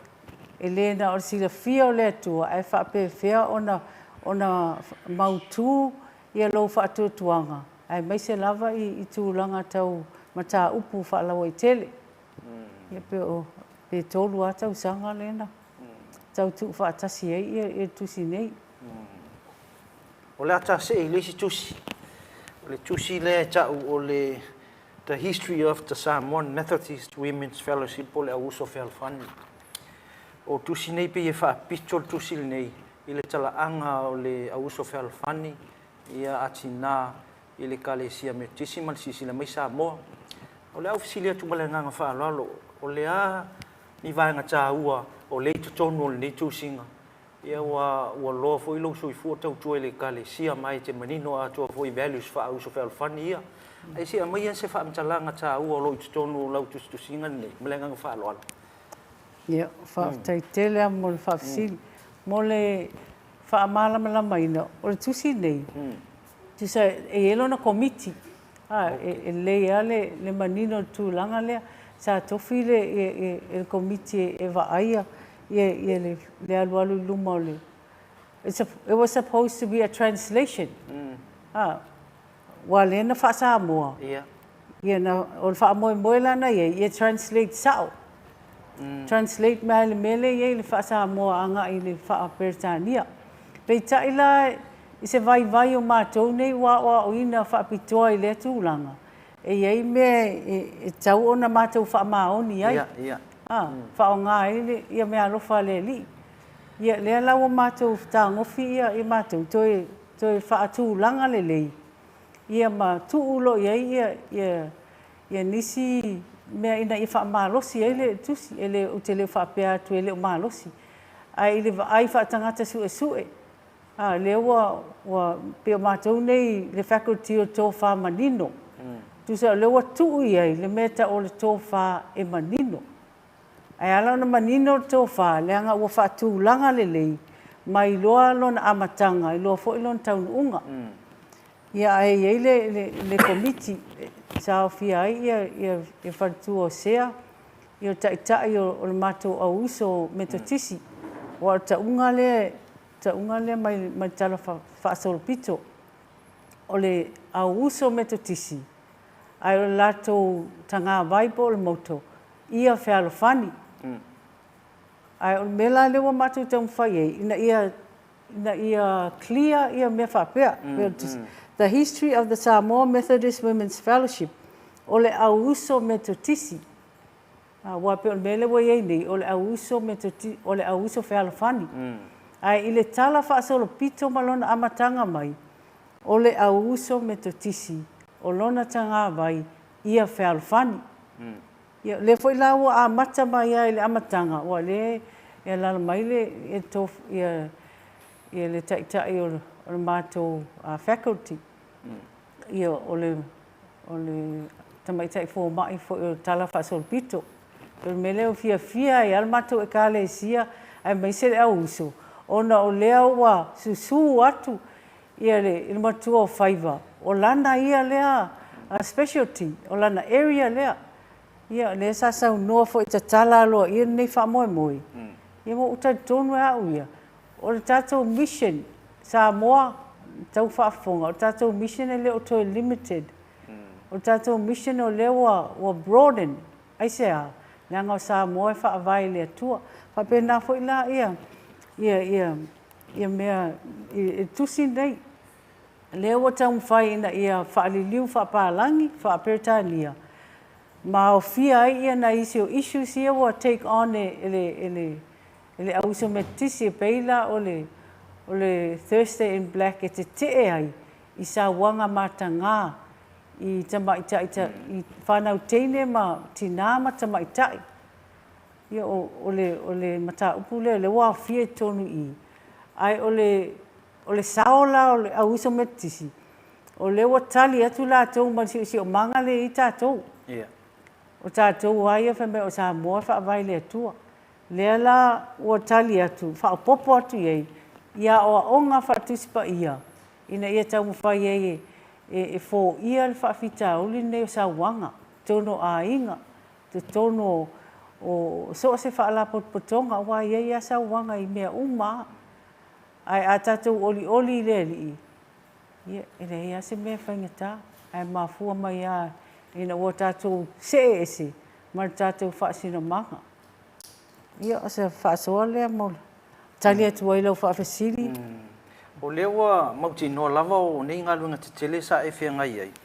O le whaamau mauina lea maltusia e fua i lau whailonga maualunga. Ai lau sile atu iei o kei loa le iei o le whaamoe nā sa tusi ei. Ai amo iei a sofina ngalo i le whesili. Po le ase whaamoe se tasi o lo i tutono le nei ngā luenga tele tusi nei e lua. La lau whaamoe sa tusi ei ma tu whaatasi nei ngā luenga. Ia te aua ia. Whaafitai mo le whaafisiri. No whaatatalia se e whesiri ba tūlanga le ai whaafitai le anganga o le ali o lo ngā lua tono mea nei. O le wheau le tusi mū lea. E le o tātou o ni kerisiano nofo whaamae pa epa. Ai o lo o awhia le soifua manuia o tangata lau tele. O le area le tusi ia e tusinga lea. O le public theology. Lona winga o le tautala whaalea tua po nga ngana tala noanga whaalea tua. Whaalau tele. Ai a tātou tautala whaalau lawa i tele. O lo tātou tautala whaatasi i values alea tua. Values ia tātou anga nuu. Pio mele o tango au tu whaatasi. Le anga e le ai ase kerisiano e sau noa pe whaasoa e lona whaatuatua i lunga o le ea. O tātou uma e ground a tātou isi o manga pe o au. O au o tō lua whaiwhi au me tisi e whai a onga piula. Nono winga la, o lo iai le university, o lo o tau aveina, e le fua le ka le sia me to tisi. E le fua piula. Ai mesena i o mātua, o mena o fia ui le tusi nei. Le anga e whaamanatu mai ai. O oe o lo tau ave le image o le atua. O lo e tau ave foi i e lo a inga o lo e ka le sia. E te tau ala ona consistent o i te mi uma. A whaoso soina. A wan e o tātou se ai. Pe o la uwa ai le whaatustala. Ona le sau mai lo experience i lo a inga. E sau mai lo experience i mea ia o te tofi e le atua. Ia ai, o le mea tā ua, pe o le mawaenga le asioni wese le.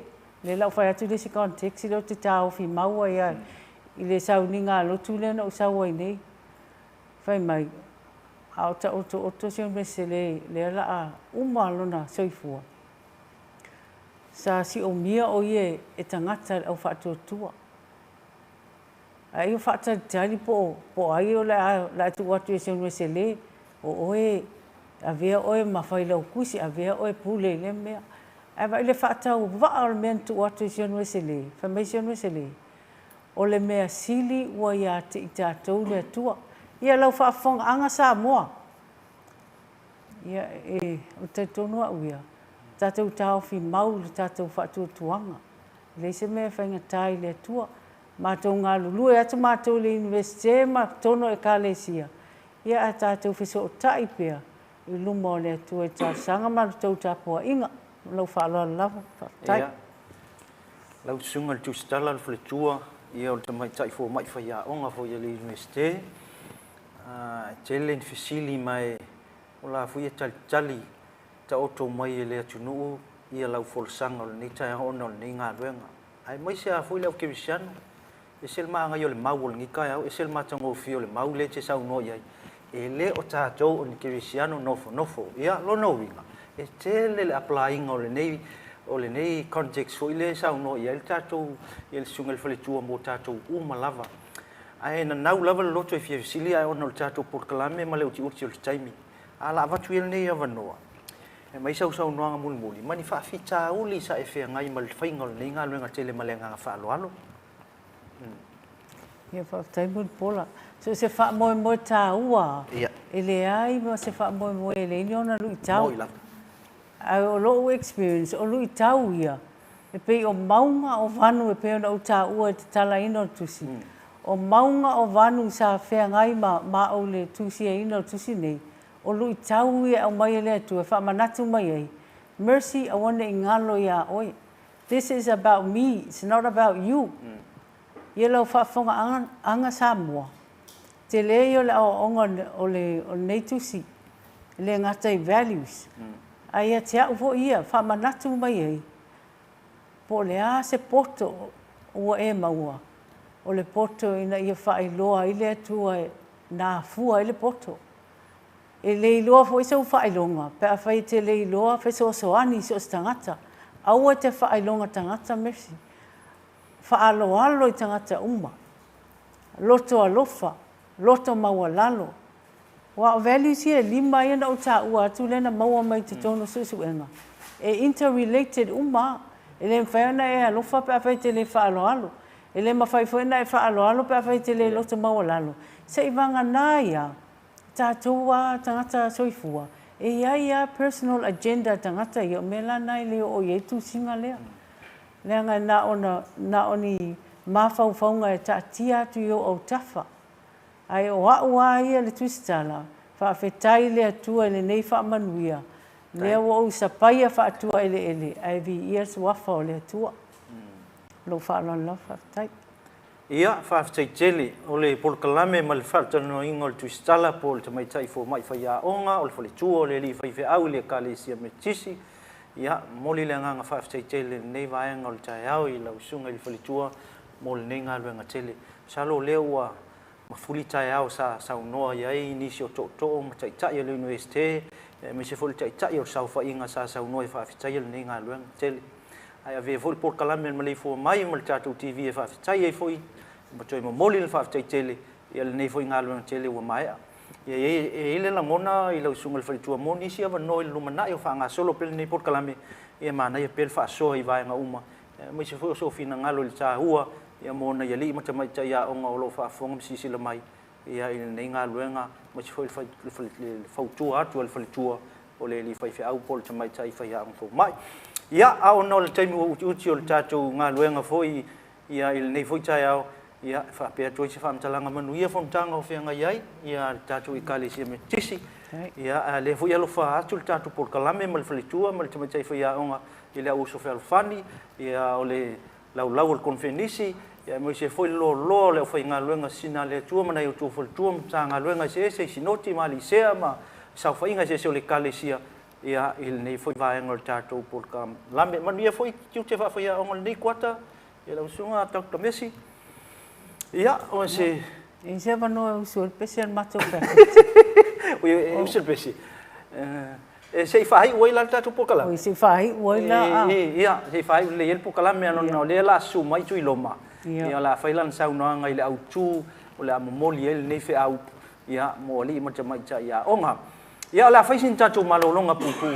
Ia on tō taliu mai lea, o le a fio mai, pe su mai fwise tasi o tamaitai fo mai whai a onga. Ia Dr. Tuiloma, o ia lea Associate Professor, ia o ia lea o lela sau noi nisi fo vaenga i lea lava ngā luenga ma lea nganga whaaloalo. Ia whaatai.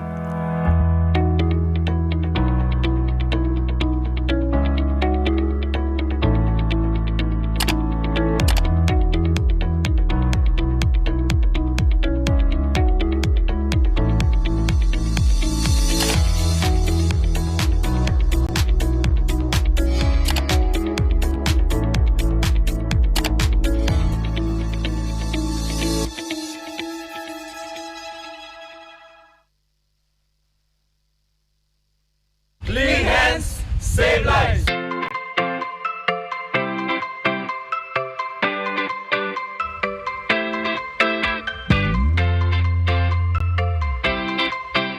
Ai e tele ulu fale lotoa.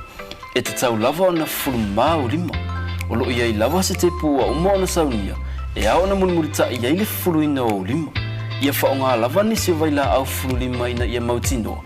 Lo malu pui pui a mai ai nisi o sia mai a afia ai i se whaama.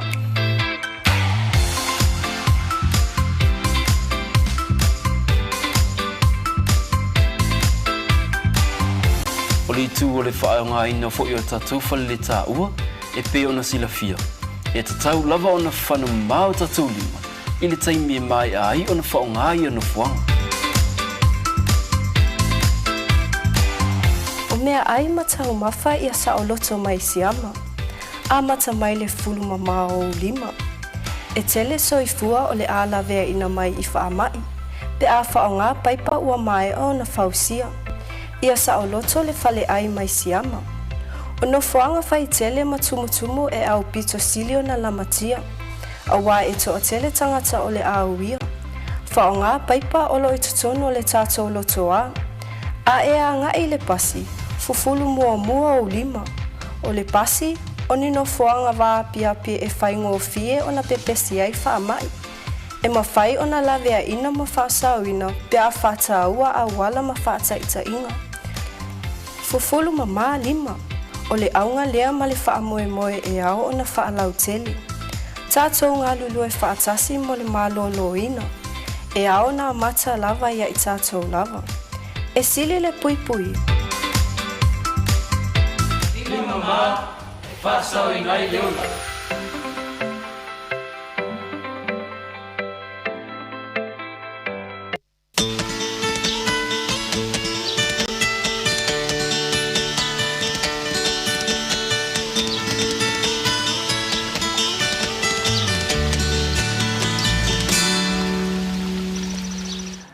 Au whanga solo tu pēl tātou porkalami le nei tai au mali sila si o tātou o tunu. Ia leo fu tau nu mai se tasi fo o tai tai. Ia po tamai tai whai au ngasi nia. I tu tono o sau whainga lea e tau o le Faculty of Arts. Leo fu ina e whaafonga mai ni sio wainga. Ia mali talanga pe o taimi walu. Au leo wa mawhi loa iai. Ia o ia lea o se tasi Associate Professor i tu tono o tātou University. Ia le talainga lea ia tui loma. Ia Susana.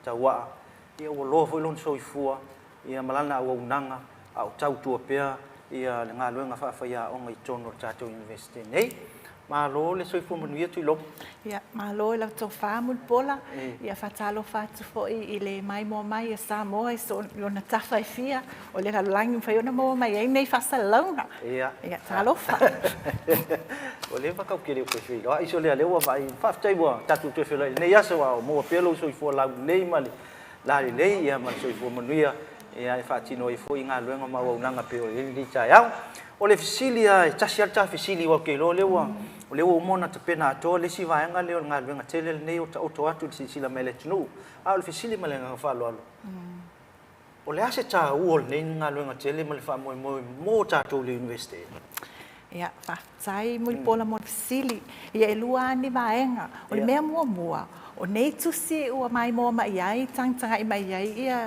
ia Samoa wa mo nga tasi la balea mafuafuanga alu mamao le mission ma le vision ale tato university e fatau le ao ina mai o le tomai ma le ata mai o lo i tato tangata o na mai la ia leo nei manongi ese i mai tu fatasi ia ona fau ai leo nei tusi leo wa mo le mawina nei tai au ia o le lona lua o lea ua iai mamori mauina fua i o ngā luenga.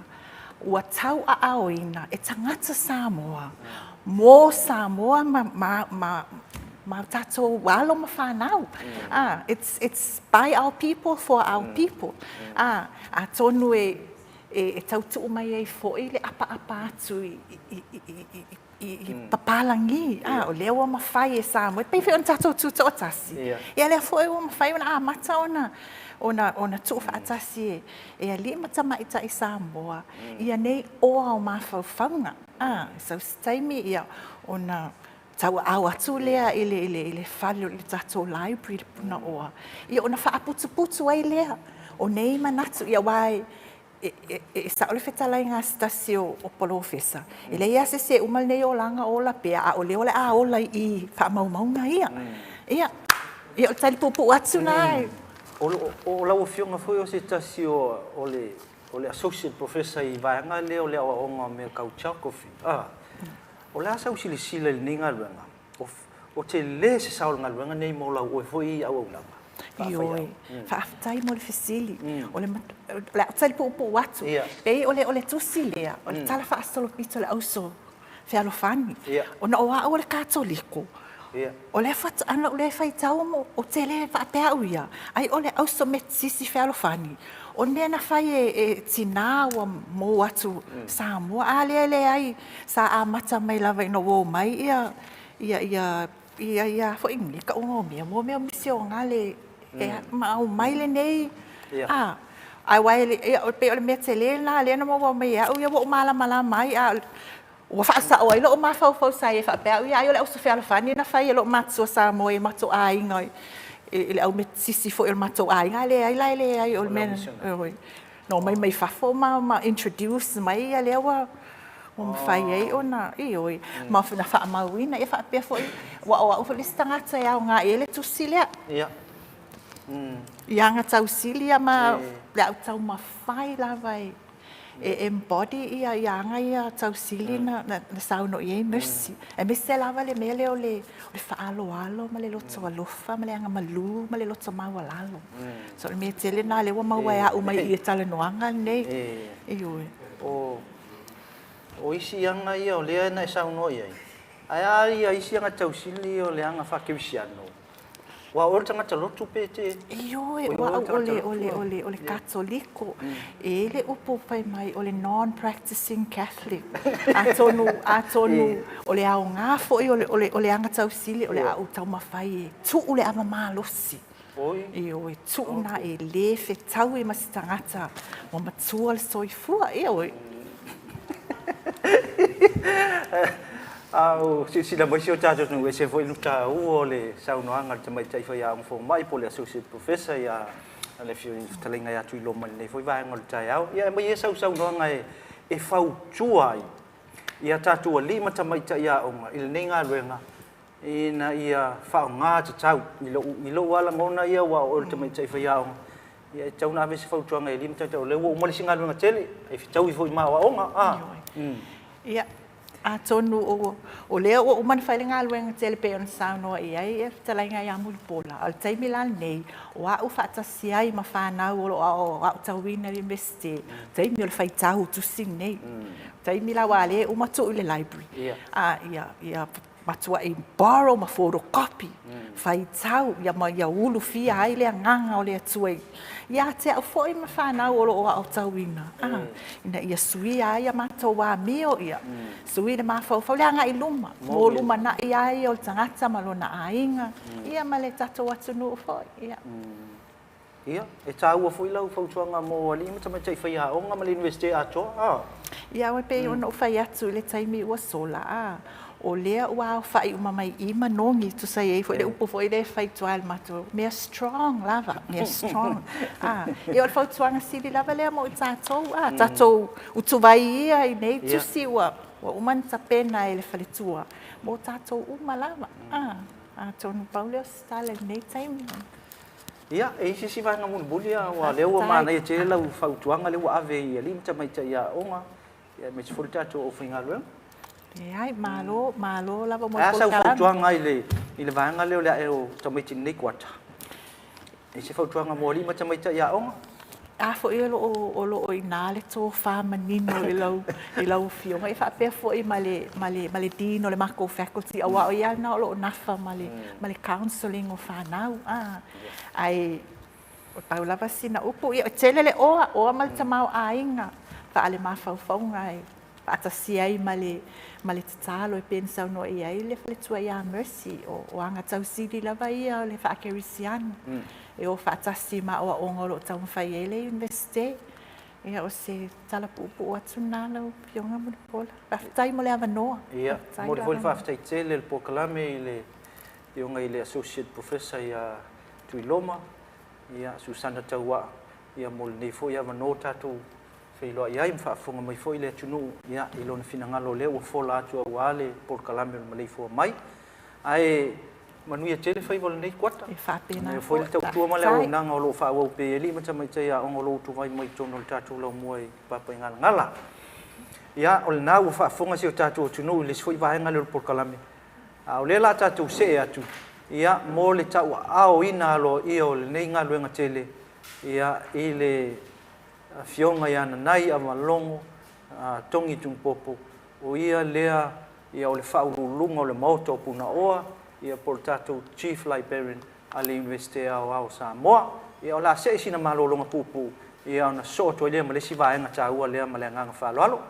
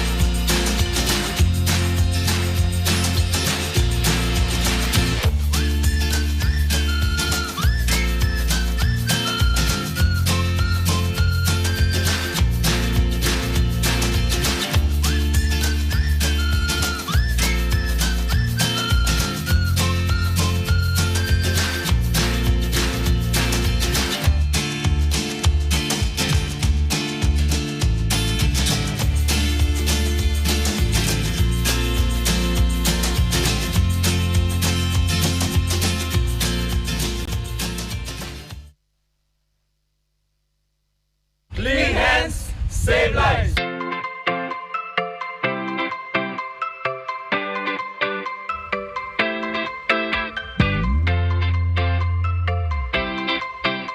Ai e tele ulu fale i lotoa. E te tau lava o na fulma o lima. O lo iai lava se te pua o moana saunia. E ao na mulimurita i ai le fulu ina o lima. Ia whaonga lava nisi o vaila au fulu lima ina ia mautinoa. Lo malu pui pui mai ai nisi o sia mai a fia ai i se whaama.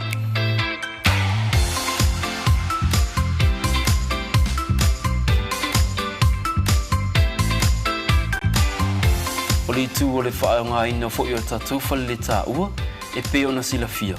E tatau lava ona whanu mao tatou lima. I le taimi e mai ai ona whaonga i ona fuanga. O mea ai matau mawha ia sa o loto mai siama. A mata mai le fulu mama o lima. E tele soifua o le ala vea ina mai i whaamai.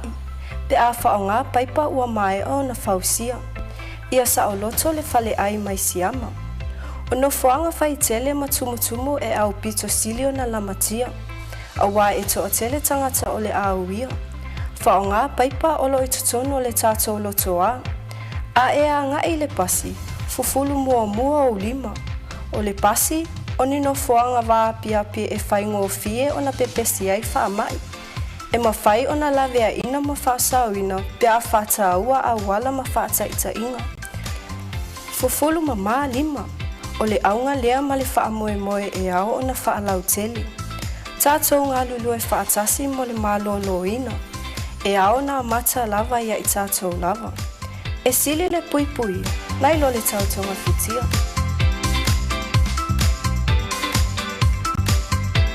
Lima ma, whasau i ngai leola.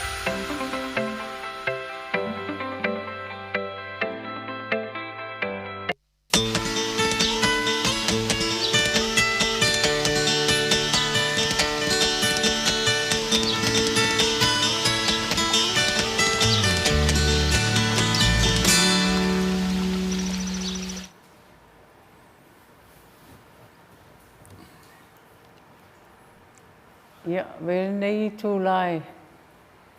E whaaleo ai fo'i se anganga whaaftai tele ai le presidency le auso. Ia mona tūlanga tofi, whaapea fo'i le auso me to tisi sa mua mātunu e mamau. E tusa mal fōa i lea ua au mai e tusi nei leanga o le copyright tae e le auso me tisi. Lea ua ofo mai e tusi nei e 5. Ina ia tu ina atu i le Library of National University of Samoa. Ia au tusi mumu nei, tusi nei al Faculty of Arts. Lea ua whai mea alofa atu ai fo i mo tātou whatusi. Leanga o I o e le puna oa. O le puna oa o le malama lama, ma le tō wha manino. Ma le wha roa lava whaftai.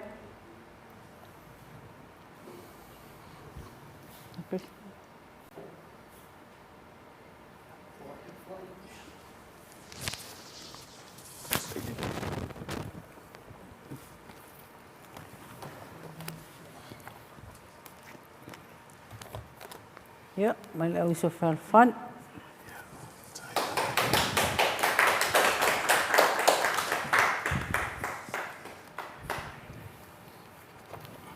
Tu zien je fitu.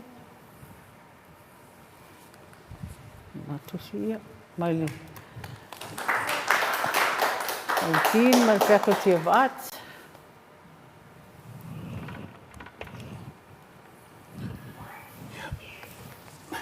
Fionga te mai tai whai a onga po lau sunga fo il wharitua o le whai whi au piula. Ia. Maua lunga le ni tai au lau fio mai. Ai mai se fo il wala au lia ma sunga i matua o whaiva te mai tai a Sawia Luis ma tai o Milo. Ma le sunga fo i atu i loma o le Faculty of Arts. Ia. Wa whanga e tia fo i ma e se fo i langona fia. E veia o fai masui o le pulenga e le fionga ia ai ono e le ke Roma ai mai se o le sunga ia pesta ia man matu o fai ngā ruenga mo tau puna oa po la tatu wharitusi le Learning Resource Centre le University e velo leo e whatau wa ai whawhatai tele atua i lava Mercy o tau le mau upule nei tae au o i le matango o fio lau saunoanga e pe un whaafonga fo ia i le University nei ai mai se o tātou atunuu, ai mai se o whānau, ia tālo sia o mai mua mata whaafonga mai, ila tātou NUS TV. Ia, mōmoli atua i lawa le anganga fia mal whaafatai Mercy, ona o le nei whaamaumaunga ma tusinga. O nisi nei o tusi, o ni mata upu ao ngā tele, o puna oa nei e ao ngā mo tangata uma, ele na o tātou i whaia o ngā ma researchers po tangata sui. A wā o ngā tau sili lava ia e ao ngai. I o tātou citizens of Samoa i tangata uma i mātua whaia o ngā. Ia o whai whi au, ai mai se o taitai ma matai o nuu malala whanga. Ia ma se o tātou whai ngā malu fo i Samoa i sifo. O lea Mercy ai whapea sunga ia Sawia am tui loma. Whawhtei tele mo le wala au lia maloutou manatu mai o whailawa o tau ma taitai ia tātou research e le na o Mercy foi a sunga foi atu i loma ma Sawia. I mata upu o talafa solopito ai maise o mata upu isu enga wha geography ilo tātou waonga. Ia o tau lawa o taitai sunga i whaia o ngā walevan tau tua maia. Ia nei mata upu o su e ai ma whaonga inga ia o ngai la tātou universite. Le na universite ai au ngā foi i kolisi ma o ngā mo lunga i Samoa. O lau mata whai oi foi o le whaasoa tu leo nei tusi a wā tātou public libraries i sa le longa ma pieitai nei. Ona o lo tu langa fa presidente o le asocia. Ia mal matu vai fo I mal ofiso a onga.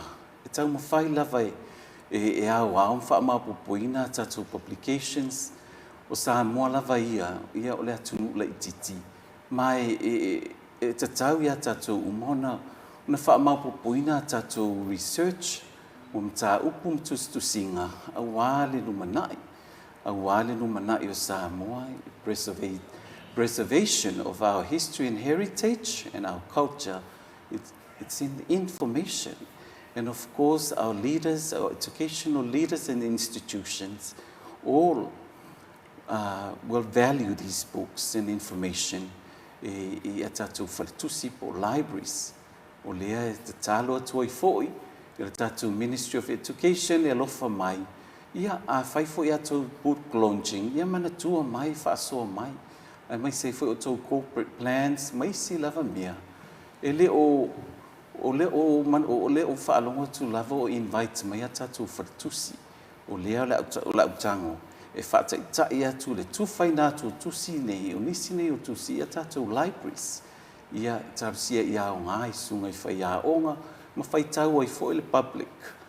I le isu e ngā ma mea o iesa i le linga sunga i whai a onga, po whale tua, ma tamaitai whai a onga. Ia maali i whai a onga fo i nei University of Samoa. A le tala tu nei tai au maua lunga, le matango fio nei resources for publication. A wata tu su enga le universite, ia ma Samoa atoa. Whaftaitele le fionga ia mulpola ma le au whainga luenga, ia mo le vala au lia le nei tai au. E whamanuia le atua i sunga i tamaitai whai aunga nei, taitai o Faculty of Arts, ia ma lau mua le papa i ngala. Whamanuia le atua i tātou taitai o le pūlenga, ai meise o le whai ungo le nei vai aso.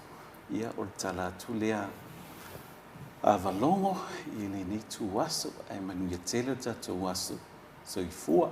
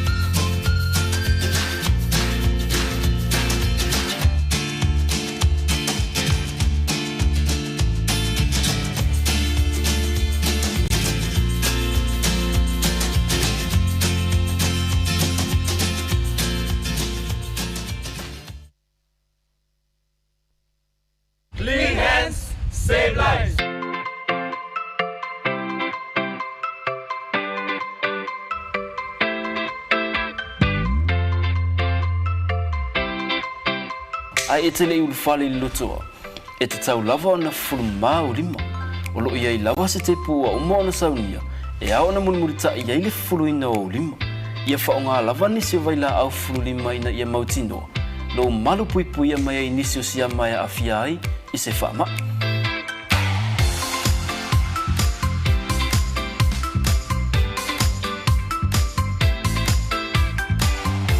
Oli tu o le whaonga ina fo I o tatou whale le tā ua e pe ona sila fia. E te tau lava ona whanu mao tatou lima I le taimi e mai ai ona whaonga I ona fuanga. O mea ai matau mawha ia sa o loto mai siama. A mata mai le fulu mamao lima. E tele soifua o le ala vea ina mai I whaamai. Pe a whaonga paipa ua mai o na fausia. Ia sa o loto le fale ai mai siama. O no foanga fai tele matumutumu e au pito silio na lamatia. Awa e to tele tangata o le auia. Faonga paipa olo i tutono le tato lotoa. A e a nga i le pasi, fufulu mua o lima. O le pasi, o nino foanga wa pia e fai ngō fie o na pepesi ai wha mai.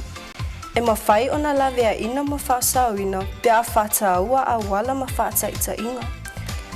Fufulu ma lima, o le aunga lea ma le wha moe e ao o na wha lau teli.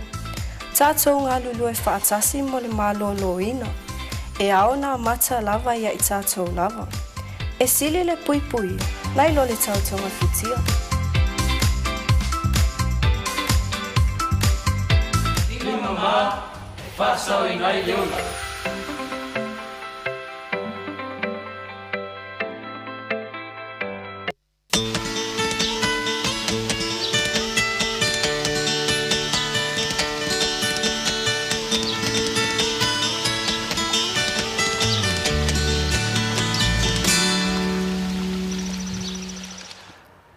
Talofa mal choi foi mai o tatu pokalame ne foi vai ngol tai au I lau fa funga ta poi Samoa e pia ona ye foi le manu lau tio ne pokalame o Maleifua Mai ia o le tau fai le e tala atu au nanga ma tau tua ia o lo fitanga lui ai ia le au fai nga luenga e mai se foi tatu university au Samoa sila mai le tai au le uma fa tasi im se tasi foi o tai ia e tonu foi le university I se tasi foi au nanga sili on taua o lo fia ngai e foi ia male nei fale tua ia le tamai tai pule o tatu fale ta alo pole manager o tatu NUS team ia le sunga le ia puna o le ola moi tau le o tatu fa tasi nei tai au ma lo la vale un sai mai puna fa tai lo wa noa male nei tai au tatu fe lo ia Bap tai foi lau to fa mo pola mai sel tatu va nga nei le TV le NUS mo le va noa Mātango fie wa tu mail tātou whaltaalo. E na ia tātou wheloa i lunga o le TV. Whaltaalo whatfo ia Samoa o Maleifua Mai. So se tafa o le tātou watunu o Samoa. Ia e mai se fo i whafo pe a whai o maumani whasalau. Ia whaltaalo whatu. Ia te utou i le neia so mātango fie. Ia, vi ia le tua i le nei tai au lewa. Whaltaalo whatfo i tamai tai pule po le manager o tātou NUS Gymnasium. Ia le tamaita ia puna o leola. Ia, kai wa molo wa vangoa se mako. Yo leva nga mako fia koe kau ai mako vai mako lima le loi I le te leo le ngā luenga o lo e whea ngai ai. Ia, ele ngata I lau au nanga fo I le whai mo le atunu. Ai sili fo lau au nanga e whai mo anum whanau. Mau le avanoe o wao le tā ua le whafonga mai le atunu. Ele ngata I nā onga mati ngā ina le mawhauwhau. Kau fui ngala koe exercise le tino mosi na fia le lo le whalita alu. Ale atu le ne avanoa. E te sau no manino ai I le te leo lau au nanga mal tau tua lo whenga I nei male angang whaaloa. Whaptai lava mo le avanoa. E ana o whai atu mua. E se le matango fia le ne avanoa maua e le tātou whaltaalo I le NUS TV e whae lau I loa I a tātou au auna. Ona o le mea mauti noa. O le tele lava o tangata o le tātou watu nuu e whapea lātou o le falita alo le investe na o le au whainga luenga le investe ia e maise o tama mateine o loa onga nei ai peita o le tatou falita alo e tatala mo Samoa a toa o na o le investe a Samoa ia e whapea voi lao na talia iso se tupu mata mali o Samoa ia matangata fo o Samoa lo ofia mawala o nanga leo wha amalo stino pe lao na e ta ua le taimi usola e le ngata ina whaifa amalo stino mo le tātou au whainga luenga. Ia whapea fo ia li imata maita I o loa o ngai nei. Ia e whapea fo I la tō o tangata anu o Samoa. Le ala ia I o le tātou whalta alo I lana au nanga e tala I le valu. Tāpuni le fitu le po. Ai mātou te talia fo ia bookings. Pea uma le fitu le anga I le iwa. O na ia I kalaku fo ia netball, basketball, volleyball e fia whaonga I tātou whaltaar. Ia o le au nangala na tala I le valu le iwa.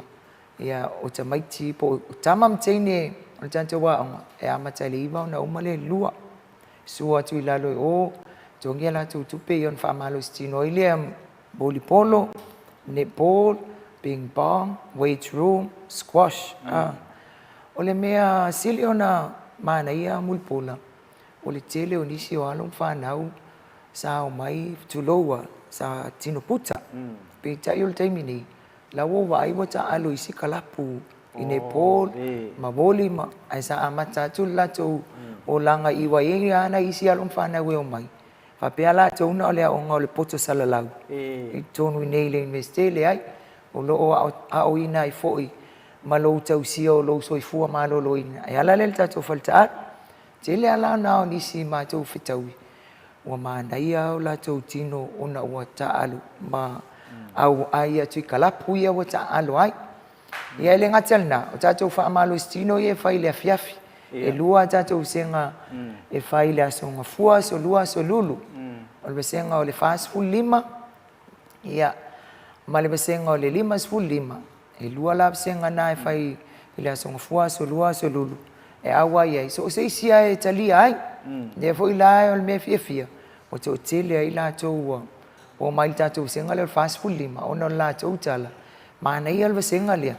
E vave ona uma. Ia ona mawalole le ava noa e o al fale. E fai fe au ma tute. Fatina fatamai le afiafi. Ia al vaenga le to amang nava le 5. Ia le mawal tatou senga le 5 full 5. Ai ol tala fia foi. Na le 5 tala la tupe to. 5 tala, tupe la chichi. Yes. E fatus tu sa tu inicio falcolin. Ia ona ol manatu foi tatou investe. Ia nga fatia. Awane i ma fau lo to se si oka e fia sau e fa malustino. Ia ai le nga fatia tau. E la tulanga ia 5 tala le mo lo silafia. E la vea ila fa malustino. O la walu le weight room, ma le squash. Pule ala oi, po fiel vaenga e te aluanga iai. O nisi fo yo vaenga o tatou au nang, pe ona tau. E mwhai ona whai mai bookings. A inga e whai ala tau sports more reunions. Ia, e mai se fo yo kalapu o au talavou. Ia, e mwhai fo yo na whai mai a tau bookings. Ia, tatou fitu nai. I se tau mo ila tau. Ia wasto na ifa pe na fo ia el tatou weight room. Ia ele ngatal na e fo ia tatou space e sia ilunga e mawhai ona rente sports fo ia ina ia o mai whai ia la tou tanuanga pe whai fontanga ia ona sulo le ilalo e whaonga lalo tatou flua tele e whai ia tulang ia ele ngatal fo na ia le fo tatou tenga lue mabalua ma le vaenga le APTC o lo whaonga fo ia alo ma whanau Samoa o alo whanau Samoa e mais fo i alo whanau ma le Pasifika o lo auai o lo latou whaonga ina fo tatu falta alo o le anganga lava ia o whaatasi le lei o le mawhauwhau ia maltino Maua soifua maloloina. Maua soifua maloloina. Malosi. E te lea le tatou wanoa e pakai lau sa vale malu puipuia ia ai le ngatena ma tau te tau te ia fo ia tu langa ia fundraising so na tupe pe ona ia iso nga tupe ai si vai nga yo mai a tole kalapu le Nepal le United Souls ia mai si kalapu ia sa awai mai pe volta to School of Medicine ia tongi ana le tula fai ele le so nga tupe ai fai ma tu fai a onga ia tatou exercise lea ole malosi ala o towi fa tawo to tickets e mau al to tupe ia atongi anga no sinsele ni molta to falta alu ia ela to mali teine malta ma fa ya onga e fa ia le na lo to tawo fo isu e mai fa ya onga e fa ia le tulang ia ia fo to challenge ia fai so ani ia masalo ole akuso ia la solo akuso ole a mata ile to challenge limas fultala ai ono vayaso ia em fala na join so se vasenga tatou e te awai pe ia na fai to le nganga ia o fa tasi i tono tatou investe le ngataile poto salau ia a ole soifua maloloina malo fa la o se tasi nei o nanga ia po le service provider lo fe ngai foi ia tono le investe la o nanga le apuna ia i vaenga i o le whamalostino ia mai se foi o le tele o le au nanga o lo fe ngai foi ma se tasi nei o faltua po tai o le university ia o lo ofo mo le malo le atunu apuna e mo ila o tala le la foi atu e tatu au ta alo fa va malo le na fa ngalo fal talo pe o te mi foi o talo nga al manusa mo ma tunu yo mai fa e na mai fa nga a te ma tau na pe o se vai nga foi ali le au le pele kile te vul talo nga no mai fa ngalo fal talo e fa na e fa pulo ia nei vai nga ia nei au nga ia o fai tu mo au talo le tunu Jele la mo le no sa le la sa no anga manchual talo nga le malo blacks le so valu o July time John one nei pe ia lua fe spulu iba o lua fe spulu val ia na au mai el mul mana o le rugby union e facha wala mai le sunga ile fai pule ia le atinu u Wayne ia sa email mai fo i lon time sa ia pe ma fai ona fa ongal ta to falta alo e fai ele le bom up le chama ile fai el talonga ia o le fo ilana na afai ele au nanga le pena ave ele au nanga le ta to falta alo e fai fuai na le na so soani ele ngata ina ta ulile ia ele investe ia ta to tunu ta to tali malo na time ia na mai le chama fai ile bom up ia ma watu ilo e falta alo ngai le pia park o le isi au nanga ta to falta alo o le tatou juro le juro le sa faia le tai ele afionga ia vai masenu usita ma tau malonali sa fai mai fo email tatou falta alo le so nga champing yo lolan e qualify ai tanga tai o fa fo le juro le la sa fa nga ina fo tatou falta alo vai yaso ato o fa nga ele nga tana o le ipo le Polynesian kapa le basketball e su ele qualify o le talonga le Pacifica le to au matu lua fisfulu iba ia male tele o talonga sa fa va malo ia fo talonga alvanga ia le Nepal le aute mai i Australia ia sa ta alo fo inei le tato falta alo ia mai se fo yo wa onga mai New Zealand sa sesi mai na mai fo ilalo fa malu Nepal ia sa fa onga fo tato falta alo mai pe ona ita ua o le tatou falta alo mo le tau silafia Samoa e ele malai voli lua malai voli tasi le malai netball ia malai basketball so e mawhai ona whaatautai ai ia taalonga nei o le ala foina e whaanga mai e taalonga whaavao malo ona o le te leo malai ma le lelei o le fola o le tatou malai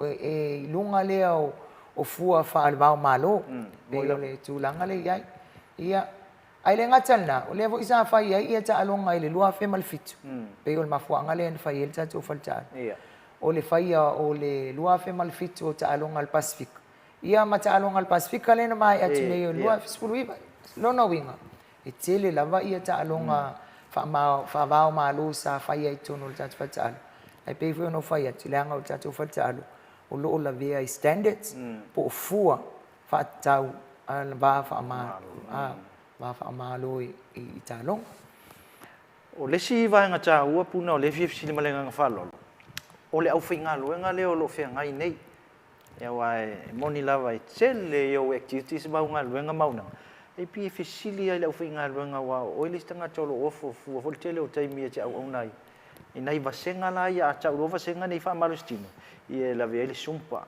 o le chess i o mo meu workouts ia o le tele ia o weightliftings ia o le au nanga o malna o lo mafai ona fea ngai ia mal nei fale tua po le tatou ni po le manager tatou fatalo o le asi sila lau sunga le finga luenga o atoa pea wale fati nonga lau o nanga ia la fo se mo mia o se soani mo ia nei tai tai mo le no ia o tel tono le mato o finga luenga stasi fo ile o finga luenga to i titi tono tatou se peitai ona o te iloa o le tatou university tatou te ngā lue whaatasi. Telefoi ena o tangi mai mama te ofisili mai nei tau waenga i sosoani. O le ala na ele mamafa tele ele tilo le tuala iti. Ona lo ulava ma fau tatou le university tatou te ngā lue whaatasi. Ai ai se mea mana awai mātou te ofisili mai au tau whapena foi o tau.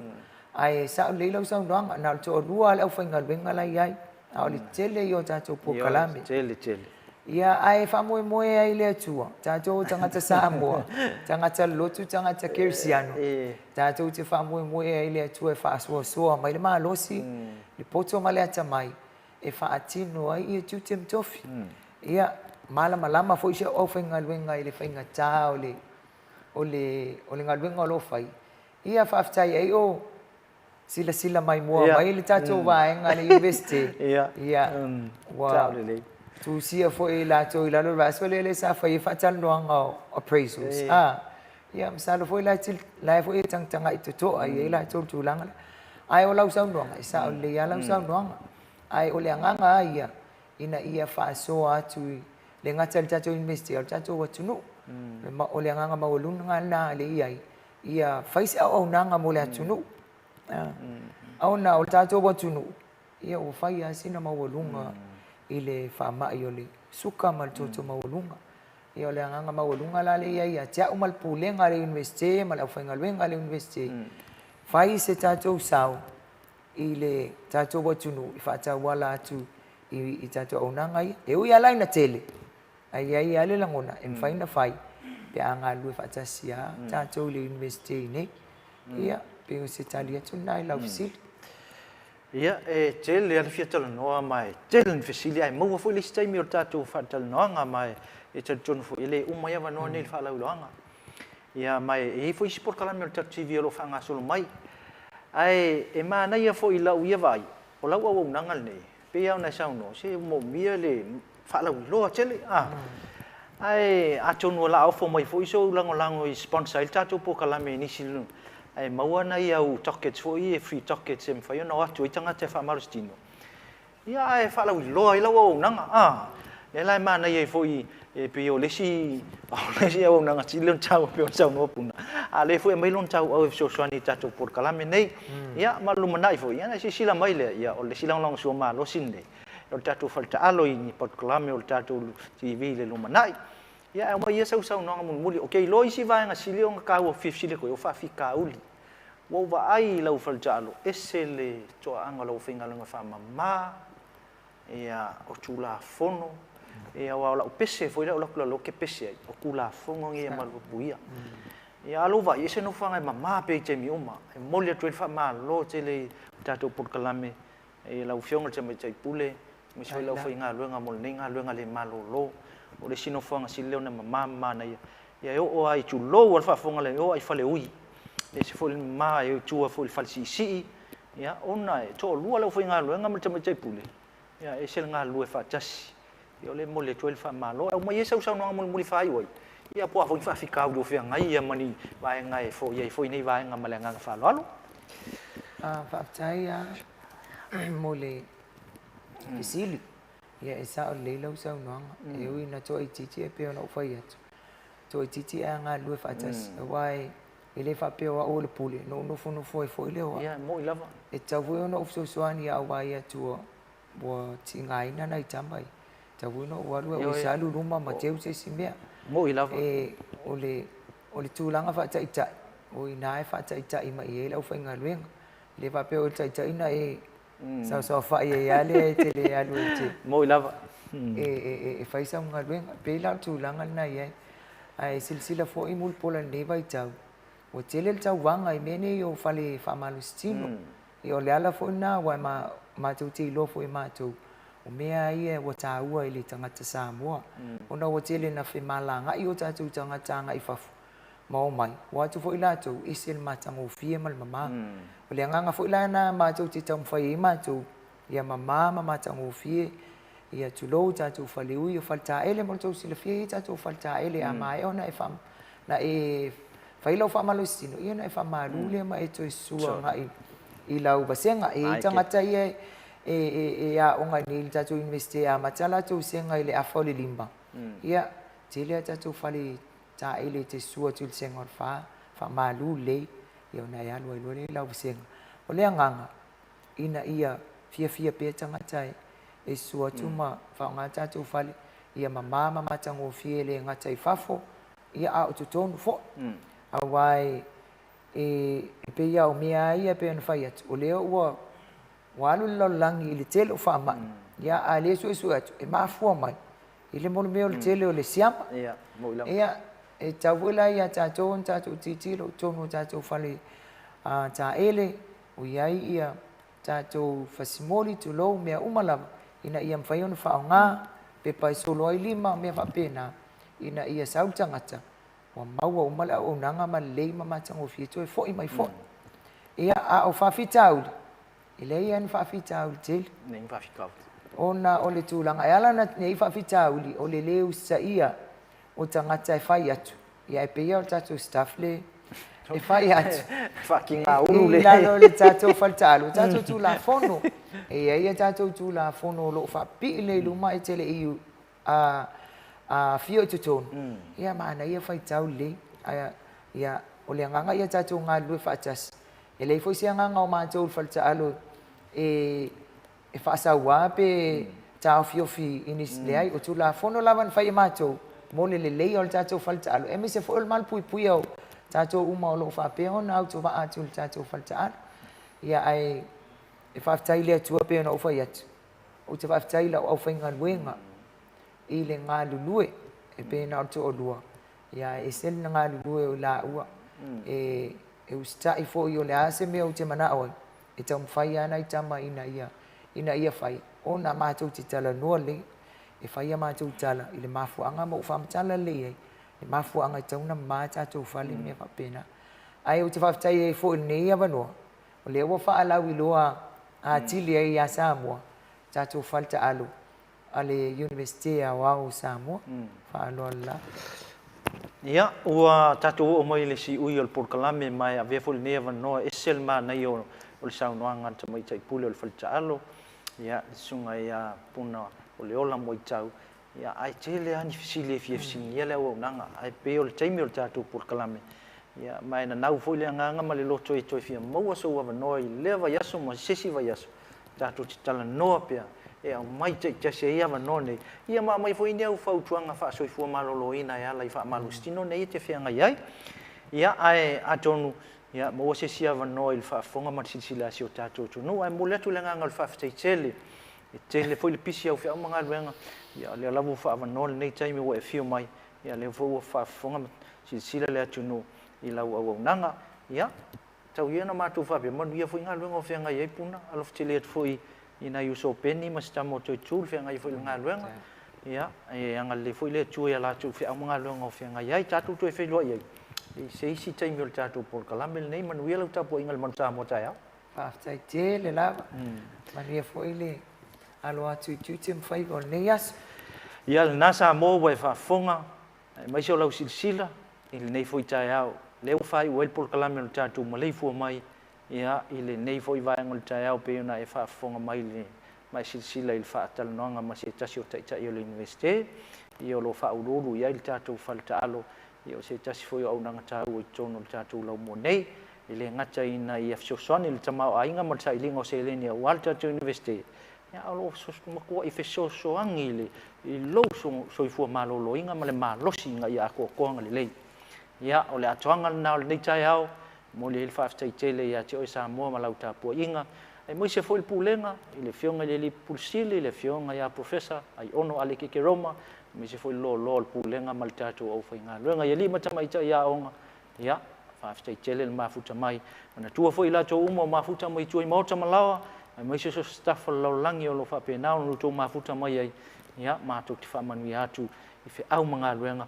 Ia anga le leile tua ia utou i tau tua, ma o nanga o lo whea ngai ai, manu ia tele au whasausaunga sa mua tātou toi e wheiloa ia i le asonga fua le veasu fau, i le Porkalame lawa le nei o le Maleifua Mai, manu ia lau tāpua inga i le manu sa mua tai au, soifua.